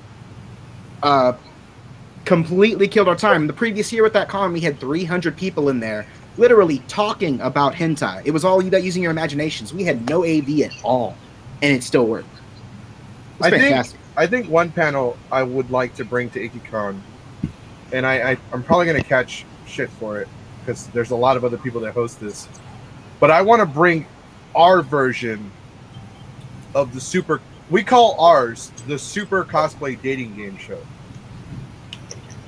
Yeah, I know exactly the other people you're talking about too. We didn't have that either this year. So what I'm gonna do is I'm gonna submit it because we had an exclusive. We had it. We made a deal to make it exclusive to Untitled, but I was like, okay, I'm gonna make it exclusive to Untitled for 3 years. 2 of those years are pandemic wise, but I would like to branch it out again. But before we get to Dinger Rap, and I apologize, Dinger Rap, I know we're delaying yours. Oh no, it's fine. I want to ask you, did anybody here go to karaoke? Because Cruz runs karaoke. I did. I lived in that bitch. I lived in that room. I mean, thankfully, my staff were really cool about taking shifts. I worked a 4-hour shift. That's something that I normally don't do. But yeah, what'd you think of the karaoke, man? Oh, there was too many people. It's like this. I went thinking, oh, there probably isn't that many people there. The room is full, and then my girlfriend, I'm like, ask them how many people are on the list because no, I can't hear. And she told me, I thought she said 14, and I'm like, oh hell no, we're going. Karaoke's pretty popular, and the crazy thing is we have a rule where you can't double sign up. So those are 14 individual people who showed up there. Karaoke always has a line out the door. And because we had the ways we had to do our shutdowns this year for having the hotel come in and sanitize, we always had some kind of mini line every hour, every 2 hours. It was crazy. It was nonstop, insanity. And that's actually another question I wanted to ask you guys. How was the sanitation this year? I heard they were going to have. This is for everybody. They said there were announcements they were going to have hand sanitizer and all kinds of sanitation stations all over the con. They did. Yep. We had temperature checks on every floor, right by the escalators, and we were not shy about making sure that. And we had a different color sticker for each day of the temperature check too, so that we knew for sure if you weren't checked that day, just to make sure that things work. And then the cons, exactly, those stickers right there on his badge, different sticker each day. We had no printed materials because we didn't want people to be sharing maps and stuff back and forth. We had huge maps, and unfortunately we didn't have them out on day one. There was a lot of issues with that. By day 2 we had them out because these things are massive. They took up almost the whole floor, and it was maps and labels of each panel room. We also had the guidebook. We had the QR guide code on your badge, so if you scan that, you're immediately taken to the schedule. You're able to just see what panels are happening and when. You can even kind of sign up for them. We also had some panels that happened after 10 p.m. that we couldn't and again, this is more of a hotel issue, but we couldn't actually have people roaming around after 10 p.m. on the con floors. But if they said that they were looking for a specific panel, we could take them to that panel, and those ran through about midnight. Which I think that next year we're going to go to at least midnight in all rooms. Just my personal thoughts on what I've seen this weekend. What about you, Mr. Clay? What are your thoughts on the sanitation stations this year? I was running around crazy. I wouldn't say I was going crazy. I did see a lot of stations placed. One of the first things I did each time I got there was go to the table because I just want to get it done, get out of the way. To be honest, I really just kind of went with the flow. It's is there, good, gone. Mm-hmm.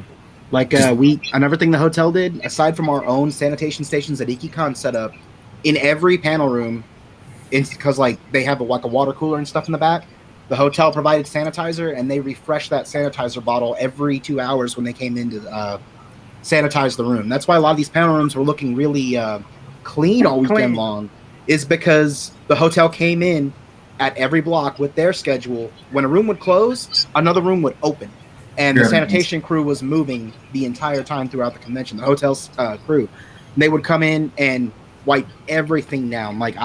I was in there once to kind of see it happen because some people had came into the karaoke room as we were closed for our sanitation hour, and I came in. I'm like, hey, no one's been being here at this current time, and I was like, wow, we should have, we need to definitely leave someone in here now. But yeah, sure enough, hotel showed up, and we had 2 people just sweep the room. It was done in minutes, but it was a thorough job.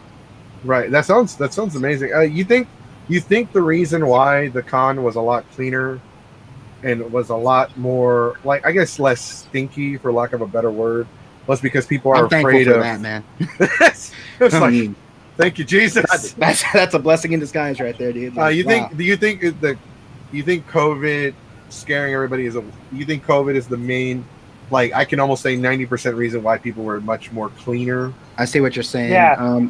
Yeah, I think a lot of people are like, nowadays we're all more self-aware. This pandemic brought to a lot of our attentions, things that we've been doing, like, passing around items when we're sick. I think it brought a lot of awareness. Like, for example, in Japan, man, they use masks every day. They've been doing this for years because they don't, if you're sick, it's common courtesy, put on your mask, don't infect those around you because you're going to be in close proximity over there.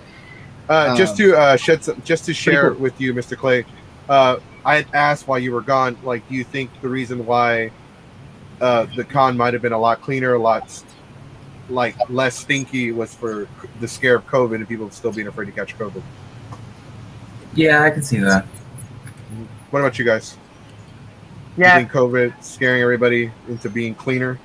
For sure. Yeah. I can see the cat is like Jaws, bruh. Dude, even one of my roommates, because I have one roommate that I've never had to tell him to take a fucking shower, but I would have to remind him, like, hey, you didn't bring this or that. Go to, my bag. I've got all my sanitation stuff. Whatever you're missing, I buy a fresh pack of toothbrushes just in case. I'm like, dude, here's what y'all need. Even he brought his shit this year to, like, clean up. I was like, wow, first time I've ever seen that. But, like, I think people are becoming way more aware of this. Another question I have for you, and I want to get everybody's thoughts on this after we get your thoughts. It was this con, right, where they said Ikkicon did make the announcement that they were going to have the tournaments, but they weren't going to have the gaming room. Right. They didn't want the logistics involved with gaming. For those who don't know, the convention was pretty short-staffed all weekend. But the cool thing about having our own event space was that we only needed really a person at each escalator because we didn't need people at the doors as much because the floor belonged to the convention itself. Normies couldn't get up there without a badge. So that we only had gaming tournaments in that section. However, we had a group come in and do some open gaming, but they were using their own equipment. We allowed them to set up. They partnered with us. So they had their own like little open play area. They had their own projectors up on the walls, and they brought their own gear, and that's cool. Heavy we just studios, didn't want our stuff. Yeah, and we didn't want our stuff to like be passed around because, like, man, gaming loses controllers. We lose all kinds of stuff from that belong absolutely. Their There's groups. a lot of theft. So they did that, and then there's also you got your tabletop fans. We didn't have as many this year, but tabletop is something that we're trying to work out a way to do that, more safely. What we did with card gaming, did anybody see that setup for like the card game tournaments? I was there yesterday. Awesome. We had like those, we had screens set up. You could still see and speak to your opponent. But, even if you weren't wearing a mask, your droplets couldn't get past this big plastic screen. Oh, wow. And then your cards, like if you ever have to pass cards to each other, you do it through like a little hole. You could see each side. And we had a couple set up. We had them spaced out about 6 to 8 feet apart, I believe. That sounds like jail. We had, kind of, yeah. It reminded me of a little jail setup. My teammates who were rooming with me that weekend, we didn't have nothing to do on day 0, so they went down there and they took some of the promo photos showing that yes, you can play card games with each other during a pandemic. But then to compensate for not having like a lot of like, because normally that's where people who sell cards and tabletop stuff would put their like, their stores. To compensate for that, we had free Magic draft tournaments. I want to say you take your cards home with you at the end of those. And then we had a lot of like Magic prize things that we gave away for like tournaments and little events. So yeah, I was there yesterday. It could be better. I think we will have a much better setup for gaming next year. 6 months. Let's get Mr. Clay. What are your thoughts on it? Like before you're saying it could be better, let's get. He was there. I want to get his thoughts on it. Like, what did you think of the setup? For the setup for the card games? Yes. Or the gaming in general? Yeah, all of it. Yeah, everything in general. Well, given what we were still under the fear of COVID, even though we're slowly moving away from that, I think it was well done. I'm not in the camp that went to straight fear. Let me get that straight out of the way. Right. Well, can I ask you a personal question? What's up? As far as video gaming not having any, like, as far as video gaming goes, not being a setup, only set up for tournaments, did it matter to you? Like, did you like, oh my God, no, or eh? Well, I was a little bummed out that there really wasn't that much of a big video game setup, because that was always my go-to if I didn't have a panel. If I didn't have a panel that I wanted to attend, I always jump back into the video game section, just kind of kill some time. As for TCG, it was always been kind of a hit or miss for me. Because I never was. Whenever they had Magic going on, I was usually in a panel, or I didn't bring my stuff with me because I didn't know if it was going on or not, or I was probably going home at that point. Okay. So the fact that I brought my bag out for my bag left my apartment for the first time in 4 years was amazing.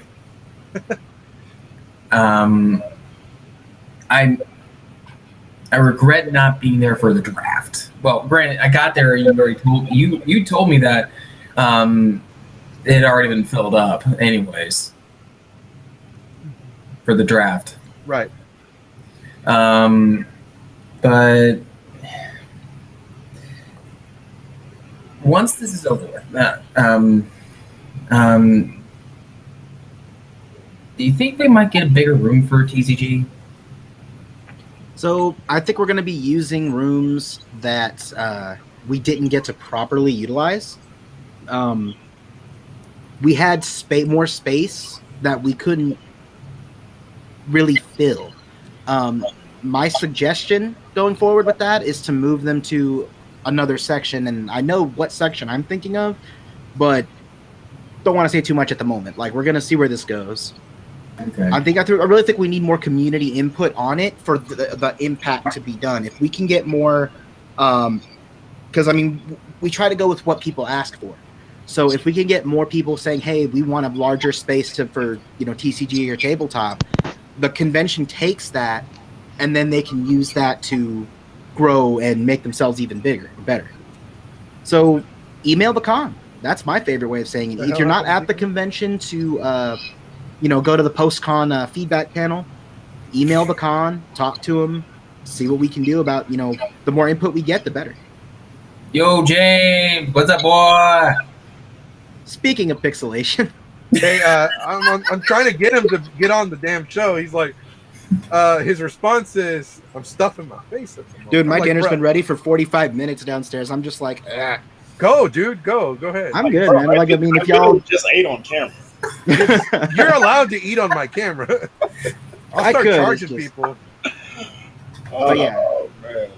No, and I'm really glad you're on here because you work with the con and you can share some and that's input. The thing. I was like, I want to tune in just to see, because I was curious.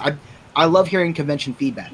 I got panel and karaoke feedback this weekend that we can use to go forward. I like that. I like the constructive criticism, even if it's not great. For the way we did things, that just means, hey, we got a chance to improve now. Right. And the convention staff really does take that to heart. As you've seen over, we've had staff members go from working for us and being in a director position to, oh, now I have a new programming director, and now panels are becoming more of a popular thing. It's not so biased anymore. So it's strange, the evolution over the past 6 years that I've been doing this, seeing new people step into new roles, some for the worst, and then, immediately some for the better. Right. It's a learning experience. It always is. And I was like, man, I wanted to check this out, for sure. Panels, I have to say, and look, I'm not gonna say we had anything to do with it or we had a hand in it, but panels have changed, and they have changed for the better. And they're gonna keep getting better. And that's why that's why I invited Mr. Clay, I invited Chad, I invited Deacon Rab, I invited you, to share, okay, these are the things I had issues with the con. And some things, okay, look, the con has no control over that. That's not the convention. Because I've worked with cons. I've worked backstage, and I've done panels, I've done events, I've done shows. And I know, hey, there are just some things the con doesn't control, because there people some cons, I'm not gonna say their names, but there are some cons whenever we don't attend and host panels, they'll literally bring that up in their meeting. Like, We've had that asked as well. Like, joining us is the one, the only, the man that runs his own YouTube channel, runs his own panels, and is a direct competitor for Geeks 5 Ever, and might be associated with Dorks 6 Always. That's a joke. It's the man, the myth, the legend, Pixel. Really now? All right. I'm getting that kind of intro, huh? Hey. I gotta show some love, bro. I prefer Nerds 7 Ever, but you know. No. Dork 6 Always and 7 Weaves 7. No, Weaves 7 eventually. Pretty much, yeah. Before we get your thoughts, I just wanted to say, like, even though I missed Ikkicon, I've had a lot of respect for the convention because I know the staff, I know some of the staff members, I know the vice con chair, I know a lot of people that work there, I know a lot of people try their absolute best. You could see it. Everyone tries. Everyone works really, really hard, and like that's the reason why Mr. Clay came on here. He shared his thoughts about the con. He overall enjoyed it. Mr. Chad overall enjoyed it. Deacon Rap overall enjoyed it. Mr. Clay actually went to your panel. Oh yeah. Clay went to like a lot of my panels, so I know that guy. So if you want to, if you had any grievances for Pixel, now is the time. Put him on. Tear me apart. I'll be right back. Rip me from end to end. You wouldn't shut up about your waifu. Go ahead. No, I'm sorry. Dude, I didn't have any problems with your panels. I never really have had any problems with your panels. This guy is patient as hell though, because like my last panel, 30 minutes of it was spent technical issues, and he sat patiently through it, so I have no complaints either. So. Bruh, next time I'm gonna be there to help y'all. I was reading a book through most of that. Right. You took a selfie. I saw you. You took a selfie. And you posted it on Facebook and said you caught me reading. Wait! I saw that selfie. Let me see. Let me go look at it. You're in the selfie? Yeah. I'm wearing this pretty much exact outfit. I have my legs crossed, and I'm reading a light novel. What were you reading? Volume 8 to I've Been Killing Spiders for 300 Years. Ooh. I'm trying to find the pictures. Should be pretty recent. I think it posted yesterday. So yeah. Okay, no, I'm looking at photos of you. You saw my comment earlier on 6th Street, right? You reacted to it. Oh yeah, that's I don't know. I went clubbing on 6th Street for the first time this weekend, and now I'm like, I want to do it again like tomorrow. 6th Street is great. It's great. Oh yeah. It's hell. If you asked me before this weekend, I would have been like, yeah, I don't want to do that. And then I did. 6th Street is great for people that are not from Austin. Oh yeah, but I just don't like parking downtown. Once I'm parked, I have fun. So, well, once I found out that there was a parking garage right across from the hotel, like done, no more walking. Right. I had to walk through the rain. Whenever South by Southwest starts back up, it's gonna be beautiful because I know where that garage, that $5 garage is. I'm gonna be like, whoop. Okay, yay, I'm back. All right, welcome. We had another person fill in for you because we didn't think you were coming back. No, you on too long and my phone died, and I tried to switch to my tablet, and for some reason it wouldn't let me allow to use my camera, and I'm like, okay, I guess I'm switching to my laptop. Well, joining us, so I'm going to introduce you to Pixelization.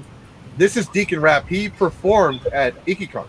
Okay, I've heard the name before. I just don't think I've ever heard you perform. Oh, well, you're in for a surprise. At the next con that we're both at. Oh, hell yeah. Yeah, he raps about, people tickling his pickle for a nickel, doing something strange for some change. Okay, I rap about, dang it, I can't say it without sounding terrible. I was going to say something about Mexicans, but I can't say it without sounding terrible. Hey, you have my permission. You have my blessing. As a matter of fact, I'm getting upset at the fact that you're not saying Okay. I rap about Hillary Clinton deporting Mexicans. There we go. Damn. Maybe that was a little too far. Anyways, I want to. Okay, so we talked to everybody else. We talked to Mr. Clay. Now that Mr. Cruz is back, I want to get a score, and then we're going to talk to Mr. Pixelization as well and Deacon Rat because we're going to give them some special time. But on a scale of 1 to 10, what would you rate Ikkicon? 7. Not you, fool. Didn't I just say not you? I said No. Mr. Clay and Chad. I said sorry. I'll get to you in a minute. Sorry. No, you're good. Chad, go ahead. All right. For me, everything considered, it being my first time there, it being first con back and everything, I'd give it a solid 8. Oh wow, that's good. That's great. Like I thoroughly enjoyed it. Mr. Clay, what would you give it? this is the 5th time I've gone. Okay. First back in 16. Given how this was just really, really short notice, 2 months. It was handled well. I'll give it a solid 8. Wow. Okay. Wow. Wow. That's fucking good. Those are great scores. So, Mr. Pixel, as a panelist, as a host of several events and panels, such as myself, what are your thoughts on the setup this year for Ikkicon? As far as I know, there's a lot of technical issues. Everybody talked about the technical issues. I know you just briefly touched on it. But other than that, overall, like, what were your thoughts on like how well everything was handled, the social distancing, the sanitization stations, everything in general? Like, what are some of your grievances, but what are some of the things you thought they really shined on? Well, I think that for it being the first time that we were in this venue, I think that it was interesting in the way that everything was layered. We're used to the Renaissance being kind of more flat, whereas now everything's kind of vertical. So that was an interesting change. I think that it was a good thing that this was a kind of a I don't know what you would call it, like a test run in the sense. I've been calling it the beta all weekend. Yeah, kind of like a test run in the sense that there wasn't the usual number of people at any given Ikkicon. I think that it's going to be really interesting to see whenever we get back to normal. Like, can everyone fit inside of this venue? I think it'll be possible, but it will be very interesting to see how it works out in that regard. I think that I had a general good time, honestly. I mean, the biggest downside, in my opinion, was all the technical issues, but that wasn't really Ikkicon or the venue. I get the feeling that was more the contractor, the company that they contracted with, maybe. And I'm just kind of hoping that gets fixed by December. So we're working on that. You have no idea. We have meetings with the hotel every night. Right. Like, oh my god. Bruh, working with the con, working with the con, whether it's panels, events, audio, whatever it is, they go through so much shit on an hourly basis. Oh yeah. Dude, at Delta, oh my fucking god, I said the name. I mean, at GammaCon, fuck.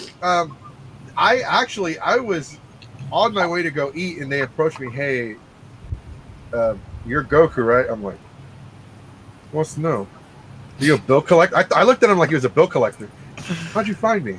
And he's like, oh, hey, some dude canceled, and he had like a 3-hour panel slot, and they told me to come get you. I was like, motherfucker, tell him I'm gonna eat lunch, and I'll be there for the second 2 hours. That was the second anime CTX for me. There was just, hey, this person canceled. Hey, last minute, I need you to run this panel, and I'm just like, wait, what? Thankfully, my team improvs a lot, so we were able to like make things happen. But I was like, that's 9 panels this weekend. You're gonna start getting charged. Like, I'm not Vitamin H over here. Yeah, it was a panel too that I didn't even know what the anime was. They're like, oh, it's for this and this. I'm like, I don't watch that shit. We're gonna talk about waffles, like literally. For 2 hours, we talked about like the best breakfast. I was supposed to run a panel on drawing lewd anime, and I don't draw. But we had a bunch of drunk people who wanted to see anime tits. So it was me, the current programming director, Newton. It was, I think TJ was there. We just had con staff come in with their flash drives and be like, y'all want porn? We got you. I got some of my phone downloaded. We just went through like a Google Drive of hentai. Bruh. And it worked. Bruh. I'm sorry, we're going to get back onto the Ikkicon topic. I just want to share one story. Kamikaze-Con. I was put in charge of yaoi and hentai. Oh God. I don't like either. So I'm like, shit. All right. I hired somebody like, hey, look, I'll give you a badge, come run yaoi. All right. I looked at my friend, look, dude, I have no hentai. What am I gonna do? And this is 2009. This is 2009, 2010, before we had 2G, 3G, before smartphones were affordable and Wi-Fi was like if you had Wi-Fi, everybody was like, you got that Wi-Fi? So, homeboy, I'm like, dude, you got some hentai that we can use for the panel? Bruh whips out one of the old, like those binder, the CD binders that have like 4 CDs per sleeve on each side. Bruh. Filled. Like, what you need, bruh? He came at me like a drug dealer. I got stuff you never even heard of. I haven't heard of either. During Conversations Hentai one year, one of my homeboys came to my panel. He's like, this is the right panel, right? I go, yeah. He's like, cool.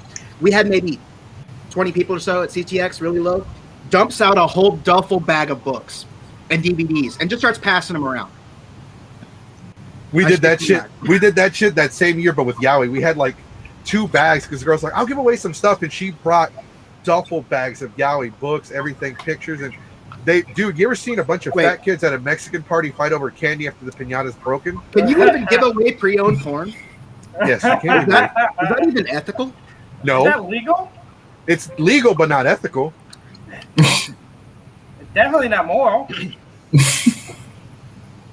What is moral? Well, girls are cleaner than guys. It's yaoi. So New podcast title. What is morality? No, I'm just gonna dedicate Monday. I'm gonna dedicate next week's Mondays to hentai. That girls are cleaner than guys thing is an absolute fucking lie.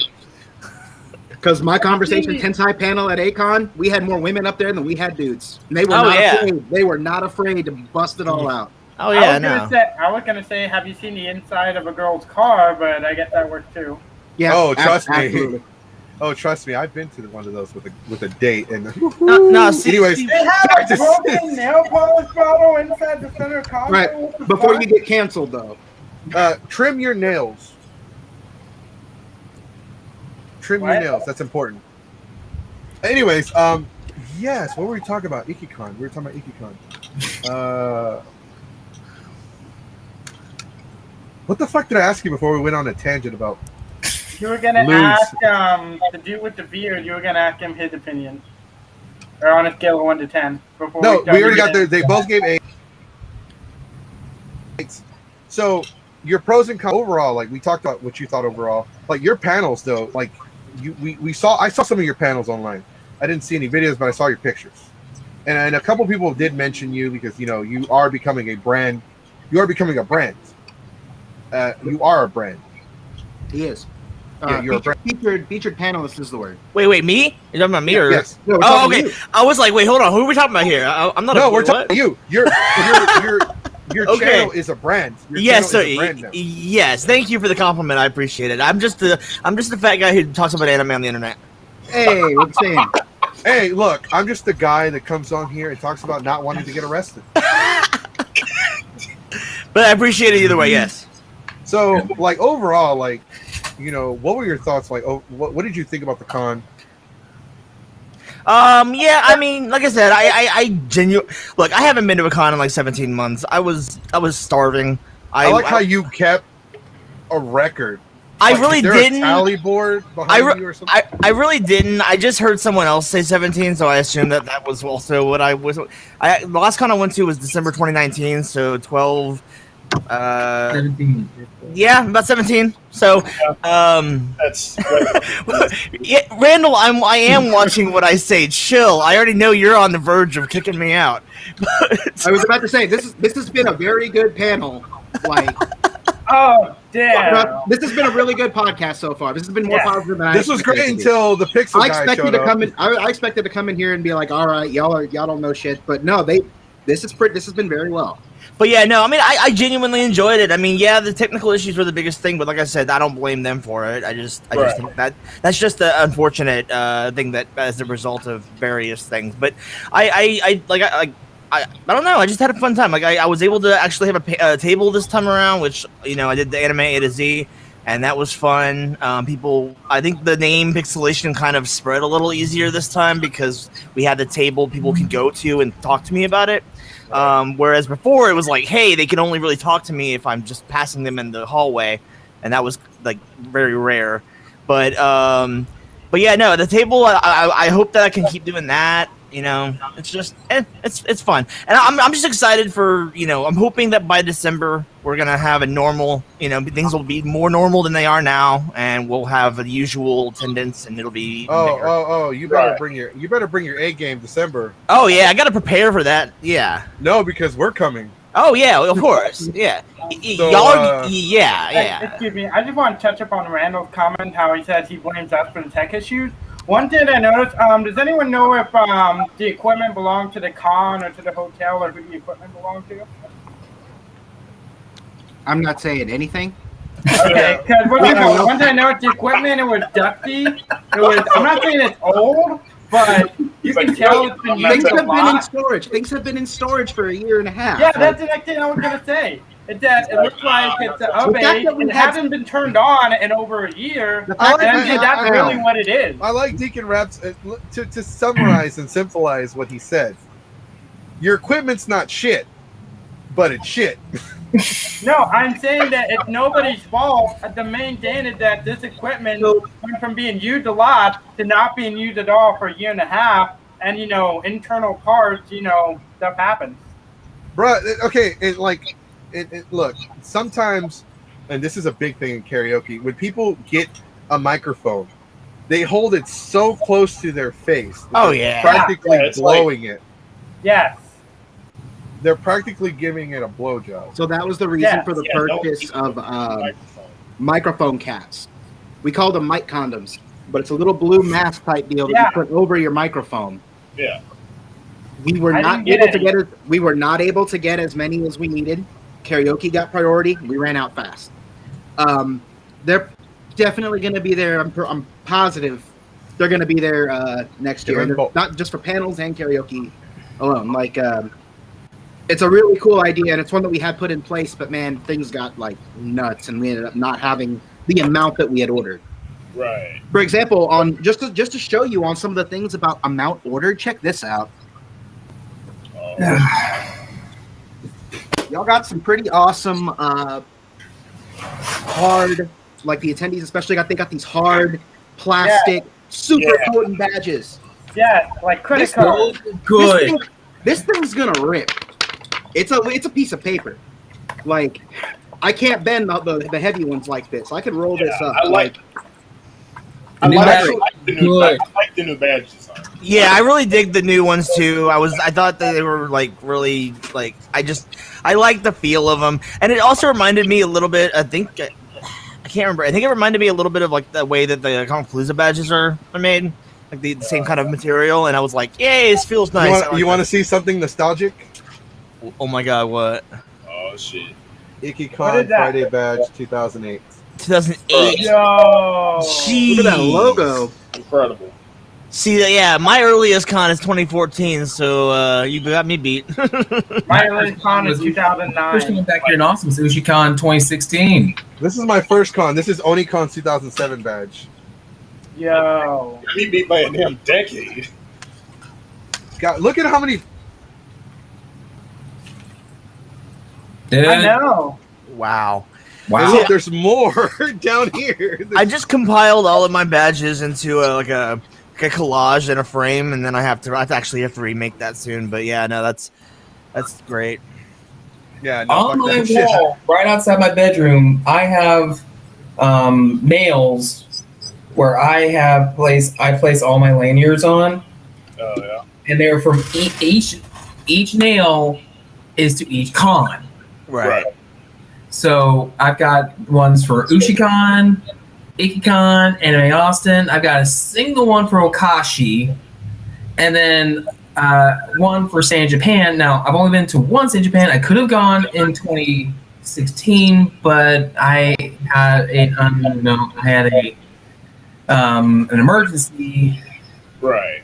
I couldn't go, but I got the badge back. At least I got the badge back for that. Then I got another one that I went to a couple other conventions. Ah, shit. Dude, All the badges got tangled. Oh. Also, it's raining outside. I was gonna ask. Son of a bitch. Anyways, I'll go through them later. So what would you rate overall? What are some of the things that you really liked about the con? Keep in mind this is post-pandemic, or we're still in the middle of a pandemic. It's still pandemic. What were some things you really liked? What are some things you feel like they could improve on? And what is your score at a scale of 1 to 10? 1 being the lowest, 10 being absolutely perfect. For me, I'd say a solid 8. Damn it! Everybody's giving it an 8. And the reason for that is primarily because, like, I don't know. I think that I understand why there was not physical maps. I think that will be a good thing to have whenever things start to get back to normal. Because I was really confused of where everything was at first. Eventually, I figured it out, but it was like at first I was like, "Wait, where am I?" not having our big, gigantic, huge, expensive signs up until Saturday really hurt. Right, and getting them Friday. And like, especially since it was a new venue, it was like I think it's really important that we like make sure that everyone's like, okay, panels are on this floor, markets on this floor, et cetera, et cetera. I think that maybe because I don't know. I think Randall announced before the con that there was like an official parking partnership with the con. I wasn't, and then that was kind of like last minute, I think, which I understand. I'm not harping on him about it, but I know that $5 garage was like nobody knew about that except for you're telling me our group paid $165 from Thursday through Sunday. Damn. All right. And I worked the damn con. Right.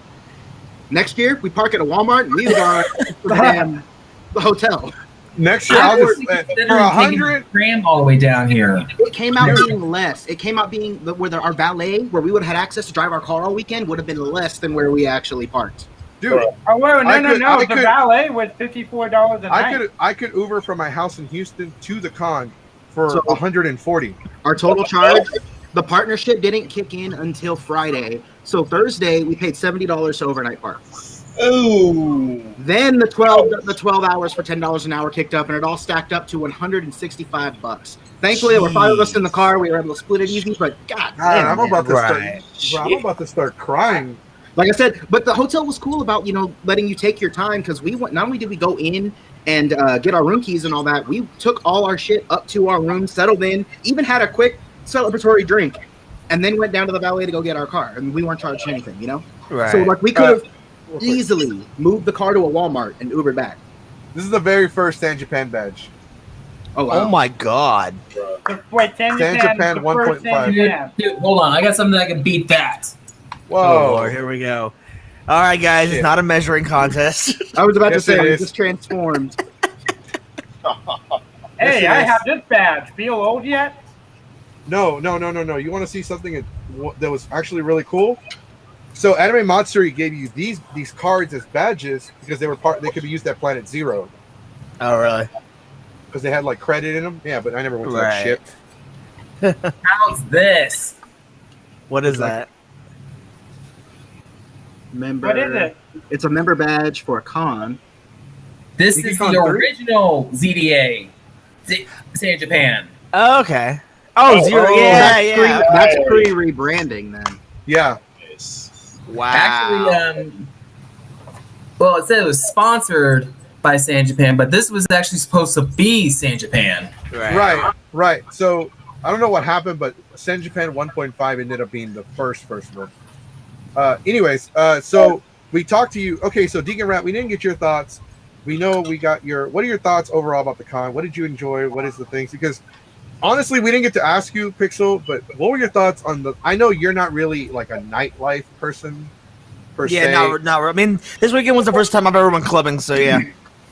I was surprised. You were at the grandstand after everything shut down. Yeah, so I'm gonna be honest with you. I heard you went clubbing, and I was like, "What? Did he get hacked? This profile get hacked? You sure it's the same guy?" Let's just say smoking area. Let's just say Saturday night I kind of was in a mood of I'm gonna say yes to things I would normally say no to, and I had a lot of fun as a result. So he wanted to go. I saw you go throw some ass at the smoking section. Me and the staff, we saw you walking away with like a horde of people, and I'm like, I know some of those people. Right. Oh, I hope he doesn't take anything from the man with the kilt. Like, I kind of wanted to go and just see how it like panned out, but I was already like we had just shut down. I was getting into my headspace with my con family, so I'm like, nah, he's on his own. Let's see what happens. Yeah. So, but I was like, is that James with a whole bunch of? That's a party crew. They're going to have fun. What the fuck? Yeah, for real. Believe it or not, me and a lot of that group, we go a couple years back, so we're pretty established, pretty good friends. So. Yeah. No, I was just like, so what your thoughts? So overall with the nightlife, you didn't have any issues because one, you're not really, but we were surprised that you went out, so you had fun overall. Yeah, you enjoyed the con still. But what are your thoughts on because I asked everybody what were their thoughts. So is it shit they didn't have gaming this year, or you're just kind of like meh? Well, I mean, technically they did have the gaming set up, but it wasn't as big as usual. I think I don't know. I mean, the gaming setup that was set up at the con that was not tournament was third party based. Yeah. Oh, I see what you're saying. Okay, yeah. Yeah, I mean, I really don't have. I mean, honestly, the biggest thing for me was just the any down points that I would have is mostly my own fault. Like for example, I wish I would have prepared a little bit more to bring to my table. I kind of feel like I could have done a little better with that. I think I could have done a little better making sure that I had all the technical issues worked out. You know, can I add something? Yeah. You kind of take everything personally. A little bit, yeah. I'm working on that though. So. Yeah, because let's say you're running a panel, and the hotel forgot to pay the electricity bill. You're like, God damn it! I should have prepared better for this shit. Well, you know, I bring a generator. I look at it, I'm trying to be more like instead of being like that, I'm trying to be more like, you know, you can always do better. Even if you do a great job, you can always do a little bit better next time. Mm-hmm. And I'm just gotta prepare a little better for that. Like for example, I'm trying to for December show, I'm actually already thinking about what I can do differently to bring like merch, stickers, shirts, whatever I got to do to, you know, just kind of bring something extra to it that I didn't bring. I'm bringing my own fucking equipment.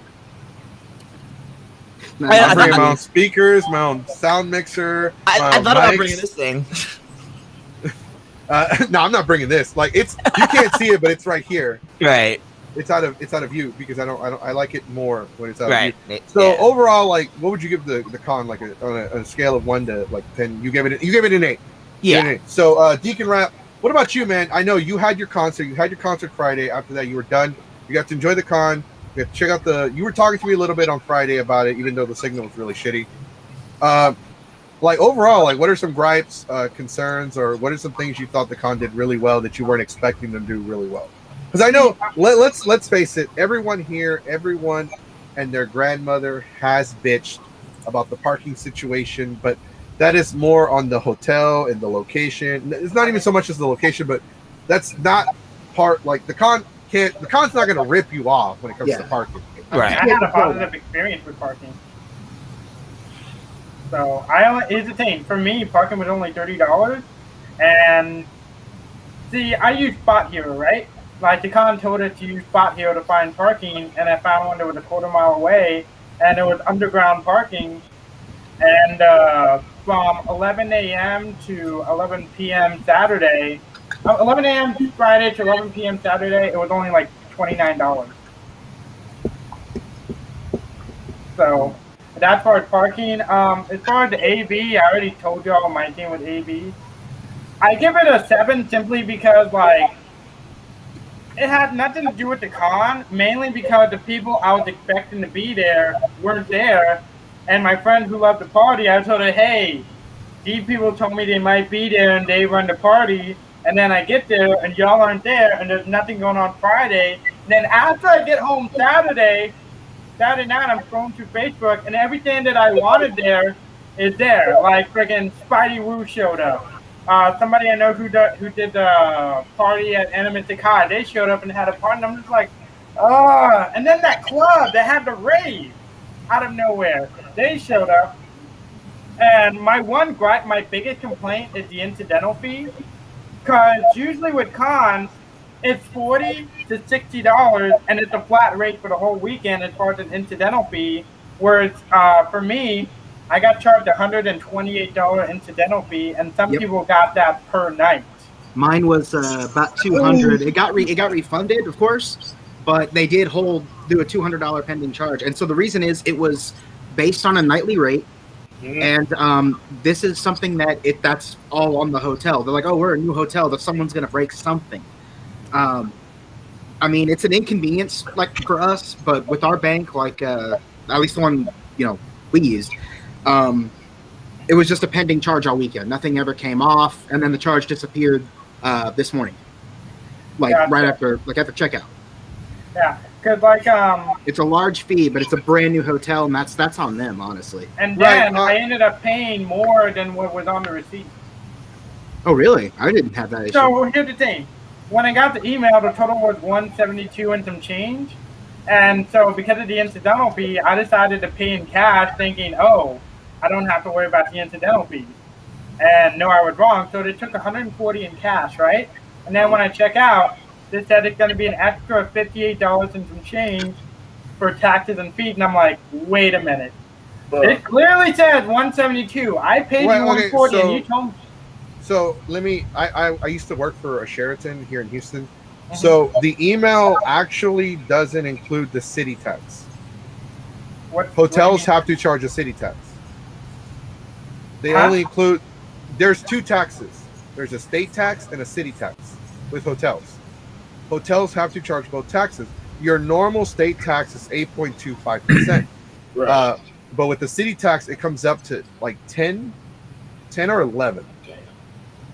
So with that being said, when you get your email, it doesn't include the city tax because you're getting the email from the central reservation of the hotel as a brand, not from the actual location.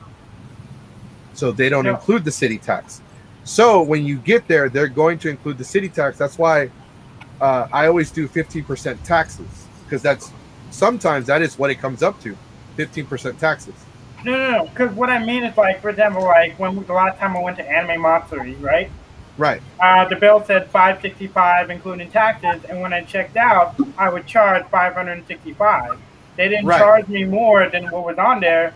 Whereas, like, here at Ikkicon, I did the math, and there's about $30 where they charged me $30 on top of what it said plus the 17% taxes or 14% or whatever. Yeah, because it's like I said, they're not going to include it in the email. They only include it when you check in. But this is my first time ever with that. It's not common. It's not. It varies from hotel to hotel, brand to brand. Mm-hmm. Because you got to remember, every hotels are individually owned. Oh, I didn't know that. No, they're not. They're not all owned by one giant corporation. Yeah, just because it says Marriott or Hilton, they have their own. It's like McDonald's and Burger King.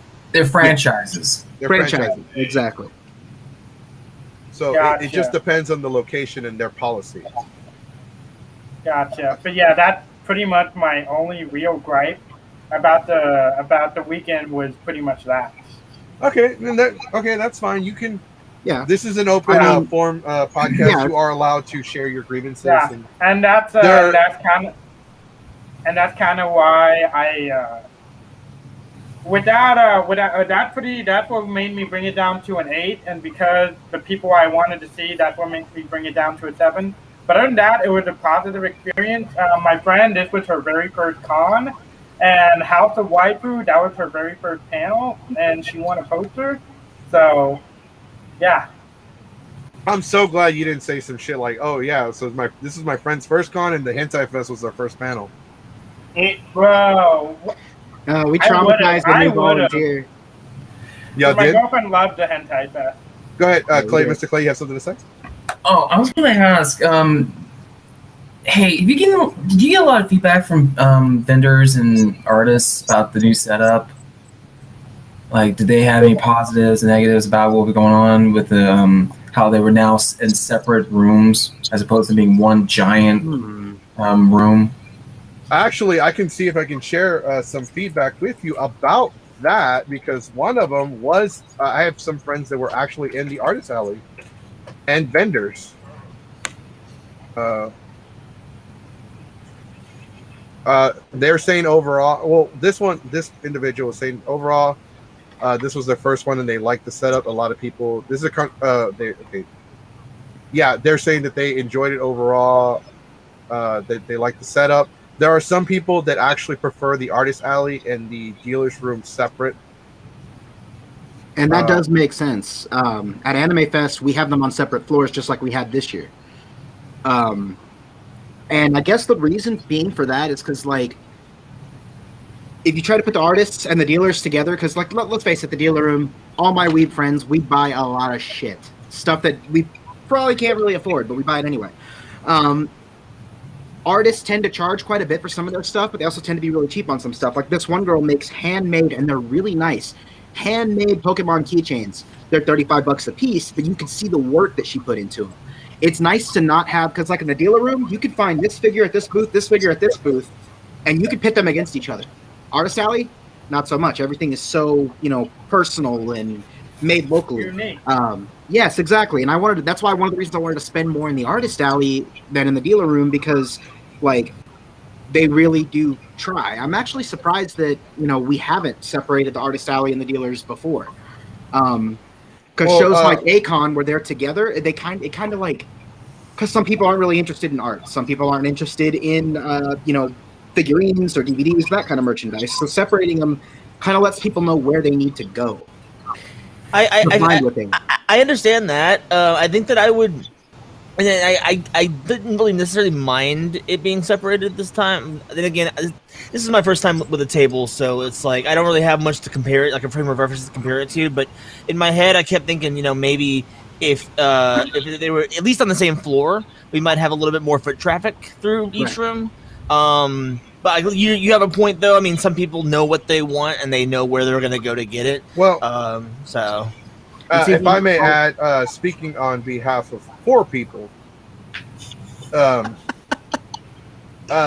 some cons, when the artist alley and the dealer's room are separated, they are more lenient if you don't have a badge. In the artist alley, if you don't have a badge, you will walk through the artist alley and check out everything and actually spend more than you would if you're being forced to buy a badge to go into the dealer's room and artist alley. It's actually that's why people actually prefer the separate rooms, because in artist alley you can actually just run into people that are not part of the con, that are just there, that just happen to be walking by. Yep. And like there are some con goers that don't fucking buy, oh, I hate this con, but I love the party, so I'm not going to buy a badge, but I'm going to go support my friends in the artist alley. Yeah, that's where my Anime Fest dealer room, it's right there on the street on the first level. So we get random people walking in just buying local art, which is great for the artists. Just to have normal random people walking off the street and buying merchandise from them. It really helps it helps them want to continue their craft, continue doing what they do. Right. I do like the separation. Another thing we didn't have artist alley wise this year though, we did not have a lot of other convention booths, like industry booths. You only had one. We had one. We had one industry booth for Kamehacon.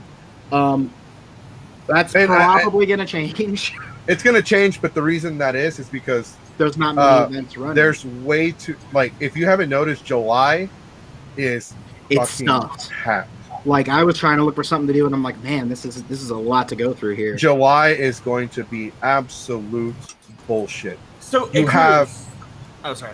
No, sorry. Before you go ahead, but just give me a second. You have Comic Palooza and Delta H-Con the same weekend in the same fucking city, Kamehameha-Con the same Kamehameha-Con the weekend before.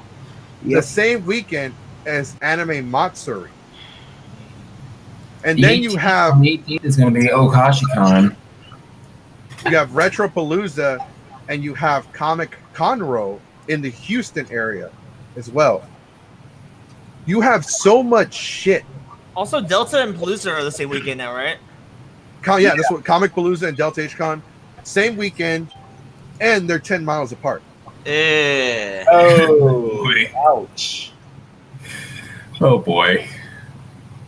Yeah, and we do panels for both. Which side are you on? Which side are you on? I mean, I guess it's one way to multitask. Yeah.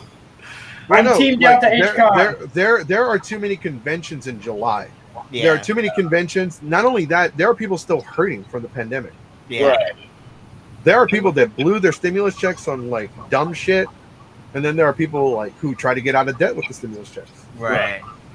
I mean, that red guitar alone right there is stimulus. It's weird. It's weird to say, but I mean, we're not through yet. You know, it's like we're not out of the woods. It seems like it. It seems like based on the way things are right now, it seems like maybe we're almost done, and we are almost done, but we're not done yet. So. We're almost out of the woods as far as the virus goes. Right. Yeah. Right. But the after effects are still. Oh yeah, after effects are going to be felt for years to come. Yeah, we're still here, buddy. Like first off, don't get me wrong. Just because there's no COVID-19 doesn't mean I'm gonna stop social distancing. Stay 6 feet away from me, especially at cons. Just don't touch me. Hold on. No, seriously, there was this guy. His name was Shadow. Like we could tell he was coming around the corner. Like, oh yeah, he's here.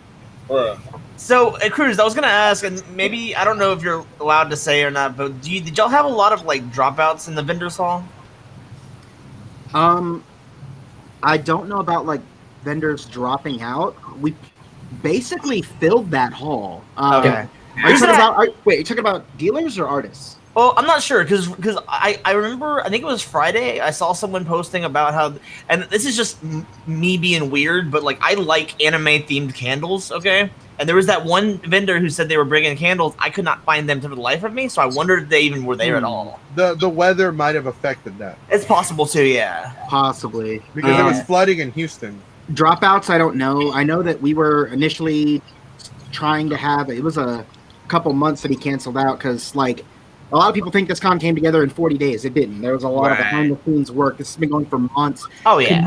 Communication between staff could have been better. That's something I definitely can't talk about. But what I will say is that communication is now on point to where it needs to be.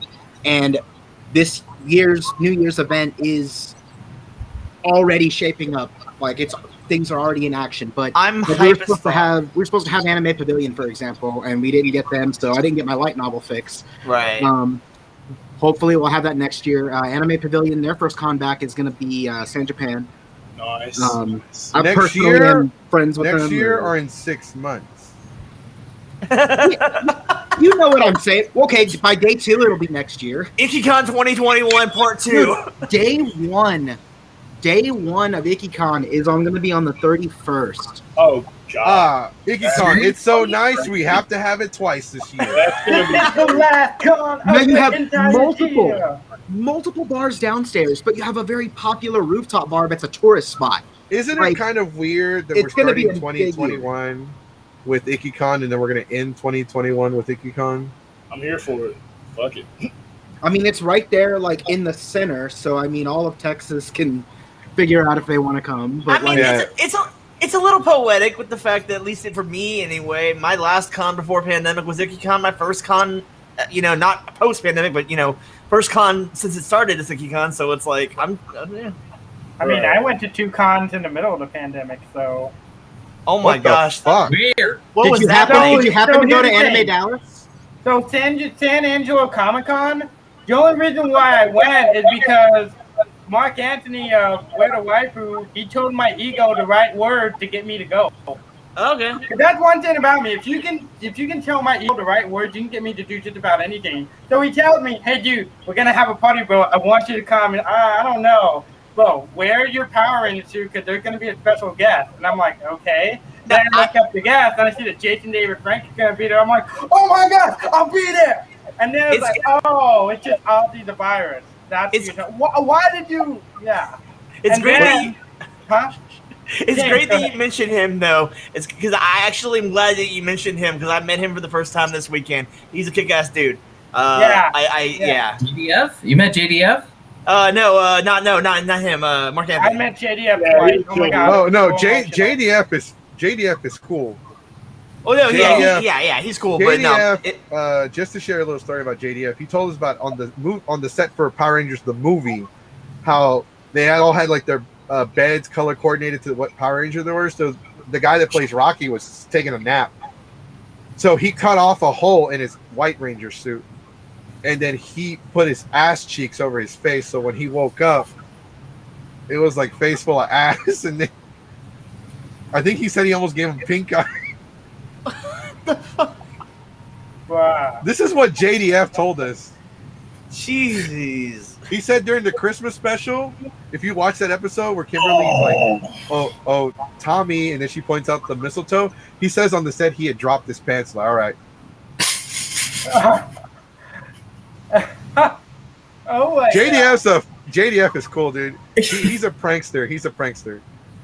Bro, like, ever since I met him, I noticed there's been a trend of more rap inspired posts.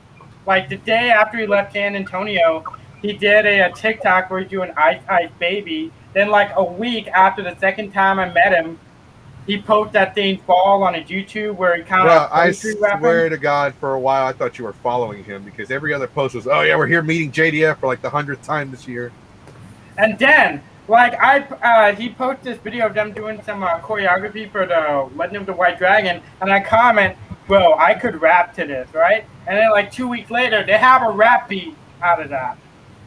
Okay, real quick, final question for everybody. Mm-hmm. This is a really good one.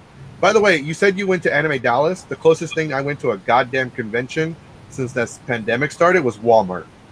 I did not go to Anime Dallas, so I wouldn't have touched that place with a 10-foot pole. But I had friends who went for firsthand experience. They told me just how bad it was, and once it was described to me, I was like, yeah. I mean, I thought I told them, it's going to be a shit show. Don't spend your money, and what happened? I've been trying to kiss their ass for a while, bro. Oops. Well, I was about to say, I mean, they're brand new. Like, they shouldn't be too hard to get into, especially with, like, the fallout of last year's event. Okay, but they had an open buffet during the pandemic, dude. Who the fuck does that? Hold on. But from an industry standpoint, like, I know people, like, I knew that half the guests of Anime Dallas weren't even going to show up. And I also knew, like, who the board of directors was and stuff, and I'm like, oh, this is about as cash grabby as you can get. And yeah, that's where we were at. Hey, check the chat. Oh, shit. Ooh, okay. Okay. Yeah, you don't want to get involved like that, bro. How come I'm not allowed trying to be. No. Like, I'm just saying, like, I'm just trying to get on the good side. Oh, yeah. I miss my kid. Anyways, Jerry, asshole. Okay, so just real quick out of the question. I know. Everybody, we're gonna start with Chad, then Mr. Clay, and then with conventions coming back with Ikkicon, the first wave convention to start off the con season. What is the next con? God. What is the next con you're gonna go that you are trying to go to, that you want to plan to go to? The next one I want to plan to go to is definitely Delta H for you guys' room party, but I know because we booked you. You better fucking go. But we're also, trying to get in there as actual panelists. So, Chad, did you submit for the time that I told you about? I think I did. Yeah. Yeah. That way, you, me, and then Kemet can go back to back, and that whole room is just nothing but music. Just talk to Sarah. You're gonna have to talk to Sarah for sure. You can't whatever you submitted for doesn't count for shit. You got to talk to Sarah. For sure. So, yeah. Mr. Clay, what is the next con that you are hopefully trying to aim for? Well, I've already told you that I'm probably not going to go to Okashi because it's 2 months away. Mm-hmm. It was a goddamn miracle that I got this weekend off. Mm-hmm. Pegs, I think I told you about my situation. I gave you a little more details about my situation for the last few months. I may have not. You did tell us about your job and that you've been short, like you've been running ragged for a while. That you've been working a lot, and that you were lucky to get this time off. And it's like it's already difficult for you to get any time off. But but what is it like a con? Like, it doesn't have to be within the next 2 months. It doesn't have to be within this year. It could be like Ikkicon at the end of the year. It could be something next year. Well, yeah, that's But if by the grace of God that by some miracle we get some more guys to come in, I want to go back to Ikki. Have that absolute full experience like we had back in 19. I'll be there. If somehow I'm able to get that weekend off ahead of time, Ichiban. Buying that Ichiban pass, because that was I bought it twice before, loved it. By the way, I hear, but it's worth it. Pixel. I wouldn't know, but yeah, he's a writer. Who, me? Yeah, I'm a writer. No, Clay. Oh, Clay. Yeah, Clay was telling me about his novels. Yeah, you should have him on your show. That's very possible. The show itself is going on a break in a little bit, but yeah, that's an idea. You're one of those people, mid-season finale. I am. All right, Mr. Cruz, I know you work with Ikkicon, but what is one that you want to go to for fun? I know we've been trying to get you to come out to Houston for a while. I know, man. My next trip to Houston, it's not even in Houston. I'm doing a vacation to Galveston in August. But like, I really want to do another Houston con. It's just I'm not gonna do Matsuri. Fuck all of that. Personal reasons, right? And then no, like Delta's been asked about, like, for me to go to that one, but I just had friends who had some experiences that they're like, well, this and this, and I'm like, it doesn't really sound like my type of event. Planning it out, the con that I'd like to go to for fun, if it comes back, I would like to see Ikkicon come back. Definitely, I would be there. I've seen they may announce something soon because I follow them on Facebook. And like, I also miss Anime Fest. That was one of my big ones. I quit working for them in 2019 and attended 2019 as an attendee. It was the best fucking time I ever had. I was like, why did I work for these people for so long? I loved said the same thing about Akon. Yeah, Akon. That one's a fun one for me too. I had so many panels once at Akon that they bought me a room. Bruh. It was pretty nice. What a fucking legend. Yeah, I just got a message from one of their higher ups, and he's like, "Hey, I tell you what, host karaoke for 2 hours a night. Here's all the panels that we've seen at your other shows, the other shows that we want you to do. We got your room and all the badges for your team." I'm like, fuck it. I guess I can go back to Akon. A lot of the people that I have history with are gone. I've been trying to go to Akon. Yeah, there was a mass exodus of Akon staff right before all this went down. No, I know, because I'm not going to talk about it. Yeah, there's a whole thing there. That's too loaded. Yeah, there's too much. There's too much. We're talking about Captain America Civil War bullshit. Oh yeah. Is Akon even still a thing? Shit. Yeah, it of course. will be next year, I'm sure. Yes, it will be. I know there's a lot all the of cons. I think we'll be back into full influx by next year, just from the brave cons that attempted to run this year. Right. So, Mr. Pixel. By the way, Cruz, if you do decide to come to Delta, I don't give a shit if you come to Delta, the con itself. I just want you to come to my party. I'll see what I can do, man. All right. Yeah. I'll look into it and let you know.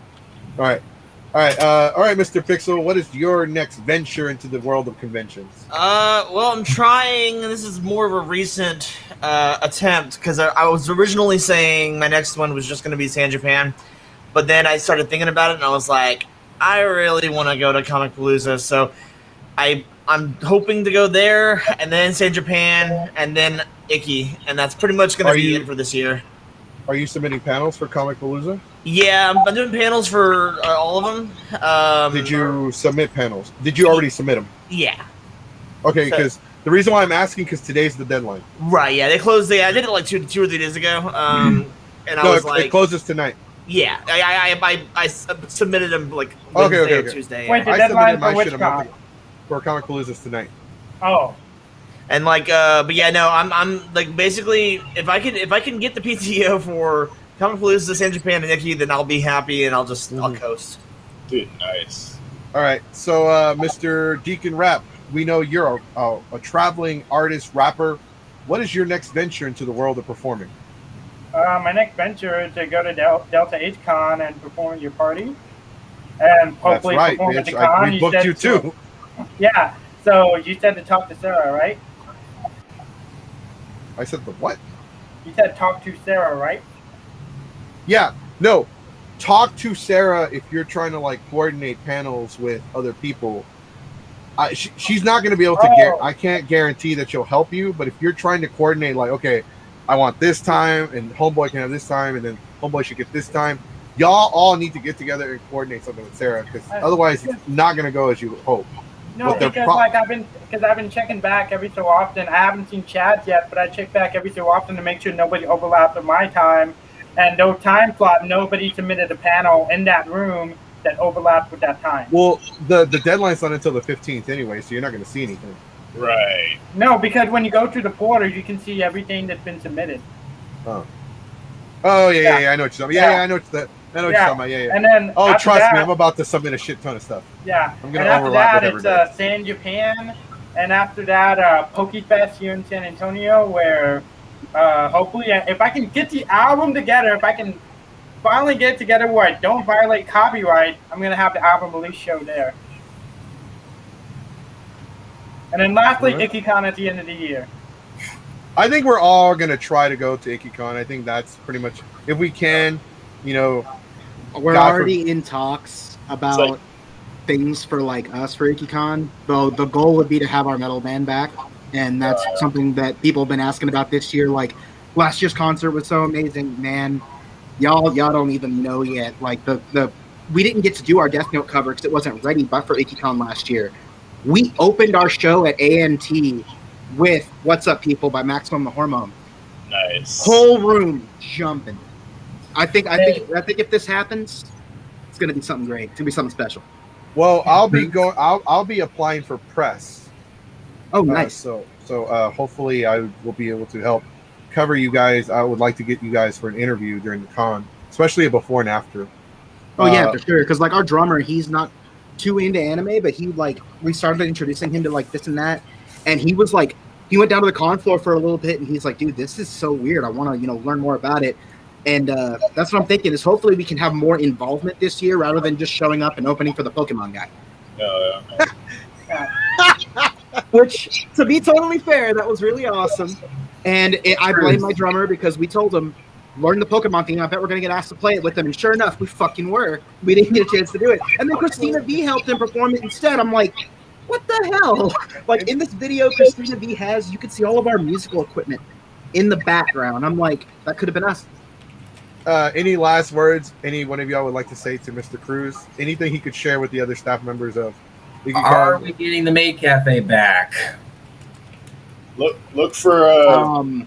They're working on it. When panels open up. My recommendation. Look for that was Deacon something that was as well. always there. That miss. My recommendation to anybody who wants anything at all. I mean, if you're a panelist aside, contact programming directly.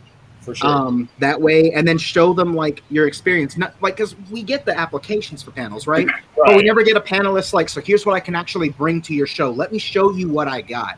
I booked Major Akon stuff by sending him a video of one of my other panels.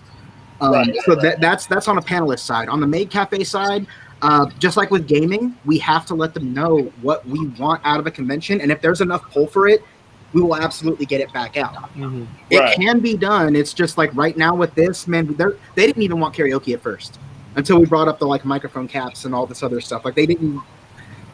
Karaoke is one of the first things out the window, but I convinced otherwise to make that happen. For sure.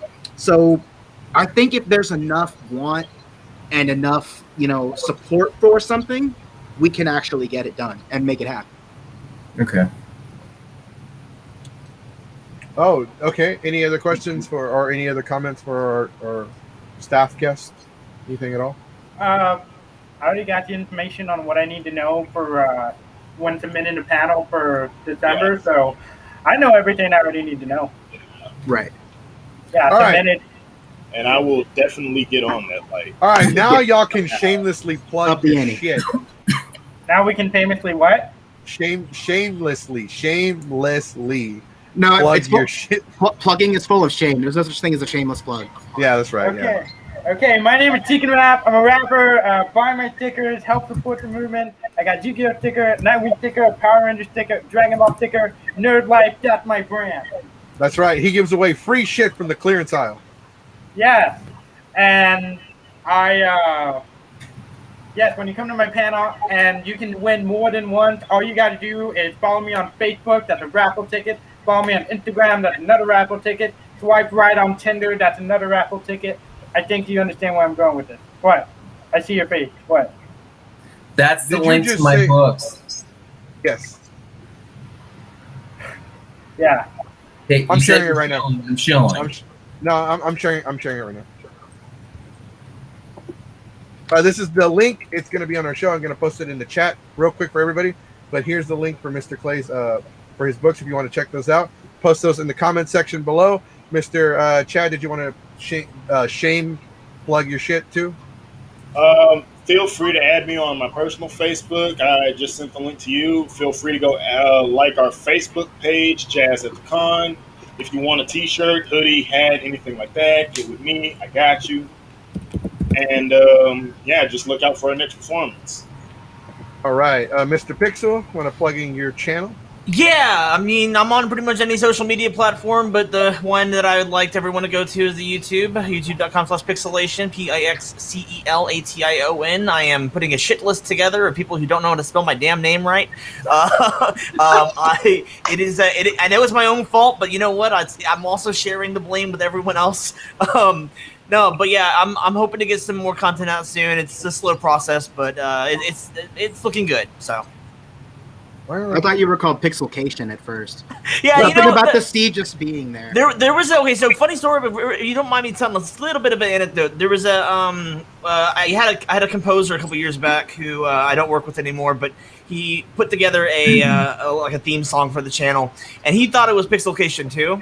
And so he used like a vocoder to say the Pixelcation in the song, and I was like, okay.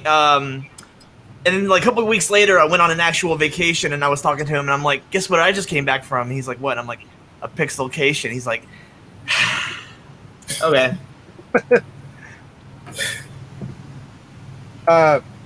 Also, make sure you check out Mr. Cruz's band. He's pretty fucking badass, actually.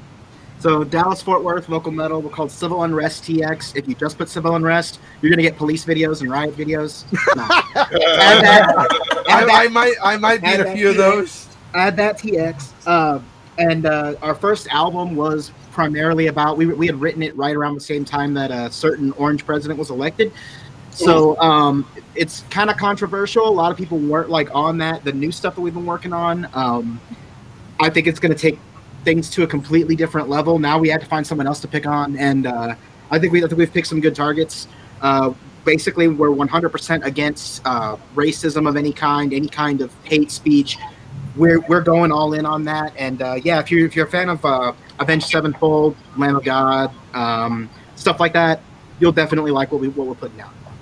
Hey, fuck yeah, you. Also, we opened for the Pokemon guy.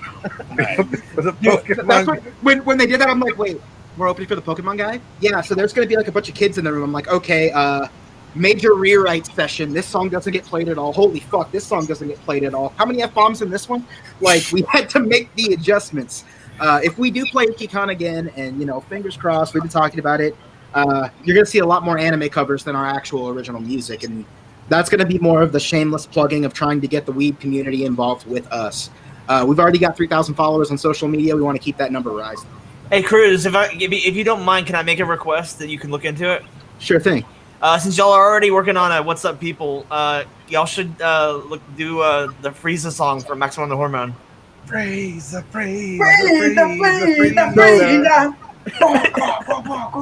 We may just actually get to that. The only Maximum Hormone song we have right now is "What's Up, People," which went over really well on ANT. That's on our official YouTube page, actually. Okay. And then we had like a giant panda, man in a panda suit, pop up on the stage. We have like a picture of him death staring into the camera. Damn. So like, there's a lot of cool stuff on the YouTube, on the all over the place. Then the next Maximum Hormone song I'm trying to get them to like be convinced to play is Zetsubo Billy. Oh yeah, either that or Gilgamesh or Garugamesh. Anything Garugamesh. And see, it's really difficult because we have dual vocalists, but they're metal vocalists, so it's really hard to like push it. A lot of the songs that when I initially started a band, I was like, "Oh, are we gonna play an anime convention? Oh shit, I'd love to do songs from like Mongolian Chop Squad or K-On! Or Tenshi no 3P," and I'm like, "Nah, that doesn't work with our style." Right. My goal, and I hope that I get confirmation that we get booked at some point, even if that stays like silent up until the con.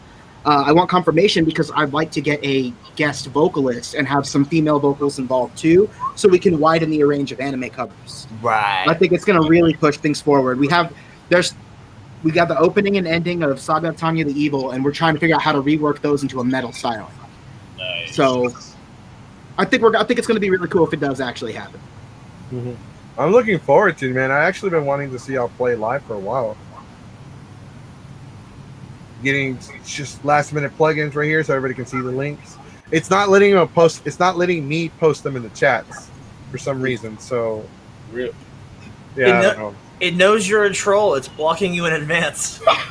Or like every time we have a signal difficulty or the power goes out, or there's something going wrong, I'm like, oh, there's Anime Matsuri outside my house fucking with our connection. Oh, by the way, I actually had a conversation with someone who was an apologist for him, and I was like, oh, I gotta walk away. I'm sorry. Yeah. Just real quick, thank you everybody I want to say first off, thank you everybody for coming on here to share your thoughts, your gripes. We're gonna call this Gripe Fest. Thank you for coming on here and sharing your reviews, your everything you thought about the convention. I couldn't be there this weekend. I really feel like I missed out big time on it. I would have swore I saw someone who looked just like you. I lost a lot of weight. Every time we see a fat Mexican, doesn't mean it's me. Well, no. Like I thought it was you because it looked like you, but looked like you with less weight, and I was like, wait, hold on, is that Goku? I don't. Well, I was about to say he has been working out, so yeah, right. I mean, he looks more like Broly now, so. Nah, if he was there, I would have known. He would have been in my room drinking up everything we got. Oh yeah.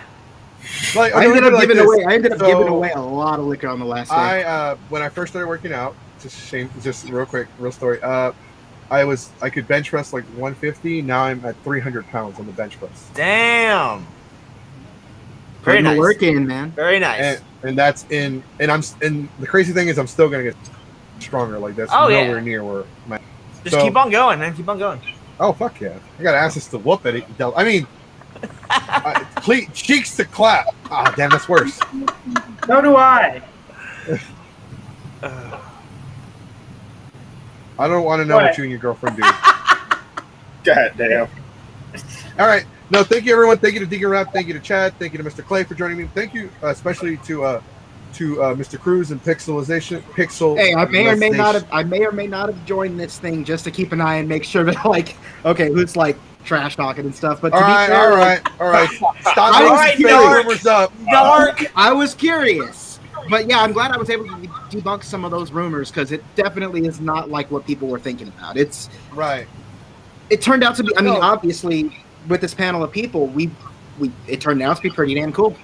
Yeah, low key, I felt a little bit better joining, knowing that Cruz was here, because then I could be like, okay, I'm not saying anything I shouldn't, right? That was my first thing when I was joining, and then I saw Randall pop up, and I'm like, oh shit, they're watching. I just got a Facebook message from one of my friends who's like, I googled Ikkicon and I see your face. What are you doing? Oh no, trust me. There are too many stories, especially because you see the chat. Baby mama drama. Don't have kids, people. Or at the very least, don't do it with people who are affiliated with convention staff. Keep it in your pants. Wrap your hot dog. Yeah. Don't spread the relish. You wouldn't drive without a seatbelt, would you? What? You're asking the wrong question, sir. I mean, how far am I going? Is it just Whataburger? I mean, I use my seatbelt all the time because you never know when you're gonna get pulled over. Depends on the weather. Dude, I got pulled over in my own driveway. I left my car running for 10 minutes and a cop literally pulled up to my driveway, had his lights flashing, and he had his flashlight on me. Like, and he asked me for my license. I'm like, bitch, I'm in my driveway. What did he ask you? He asked me all kinds of dumbass questions. Like, why am I there? Why is my car running? Why am I out that late? I'm like, bitch, I'm going to work. Anyways, thanks everyone for joining me. If you haven't already, for all our new commenters, if you like, I'm gonna talk to everybody, have them on the show to promote their own work. But if you haven't already, make sure you hit the subscribe button, hit the like. We're live on Facebook, Twitch, and YouTube all at the same time. So all the comments did come from Facebook, but we actually had viewers on all three channels. I want to thank everybody that came on here to talk about Ikkicon. We look forward to going. Geeks Fiber looks forward to returning to Ikkicon. Actually, coming to Ikkicon for the first time as Geeks 5 Ever. We've never been there as Geeks 5 Ever. I've only been there as myself. And the last time I held panels there, I hadn't created Geeks 5 Ever just yet. With that being said, we look forward to seeing everybody that can go to Delta HCon this year. Delta HCon is at the West Chase Marriott, July 16th through the 18th in Houston, Texas. You can still get your badges right now for $35. Or we'll see you at Comic Palooza at the George R. Brown Convention Center. You will not fucking see me at Anime Matsuri. I would rather be arrested. All right, guys. Oh, shit. With that being said, everyone have a classy night. Be safe and enjoy the rest of your Memorial Day. Peace. Peace out.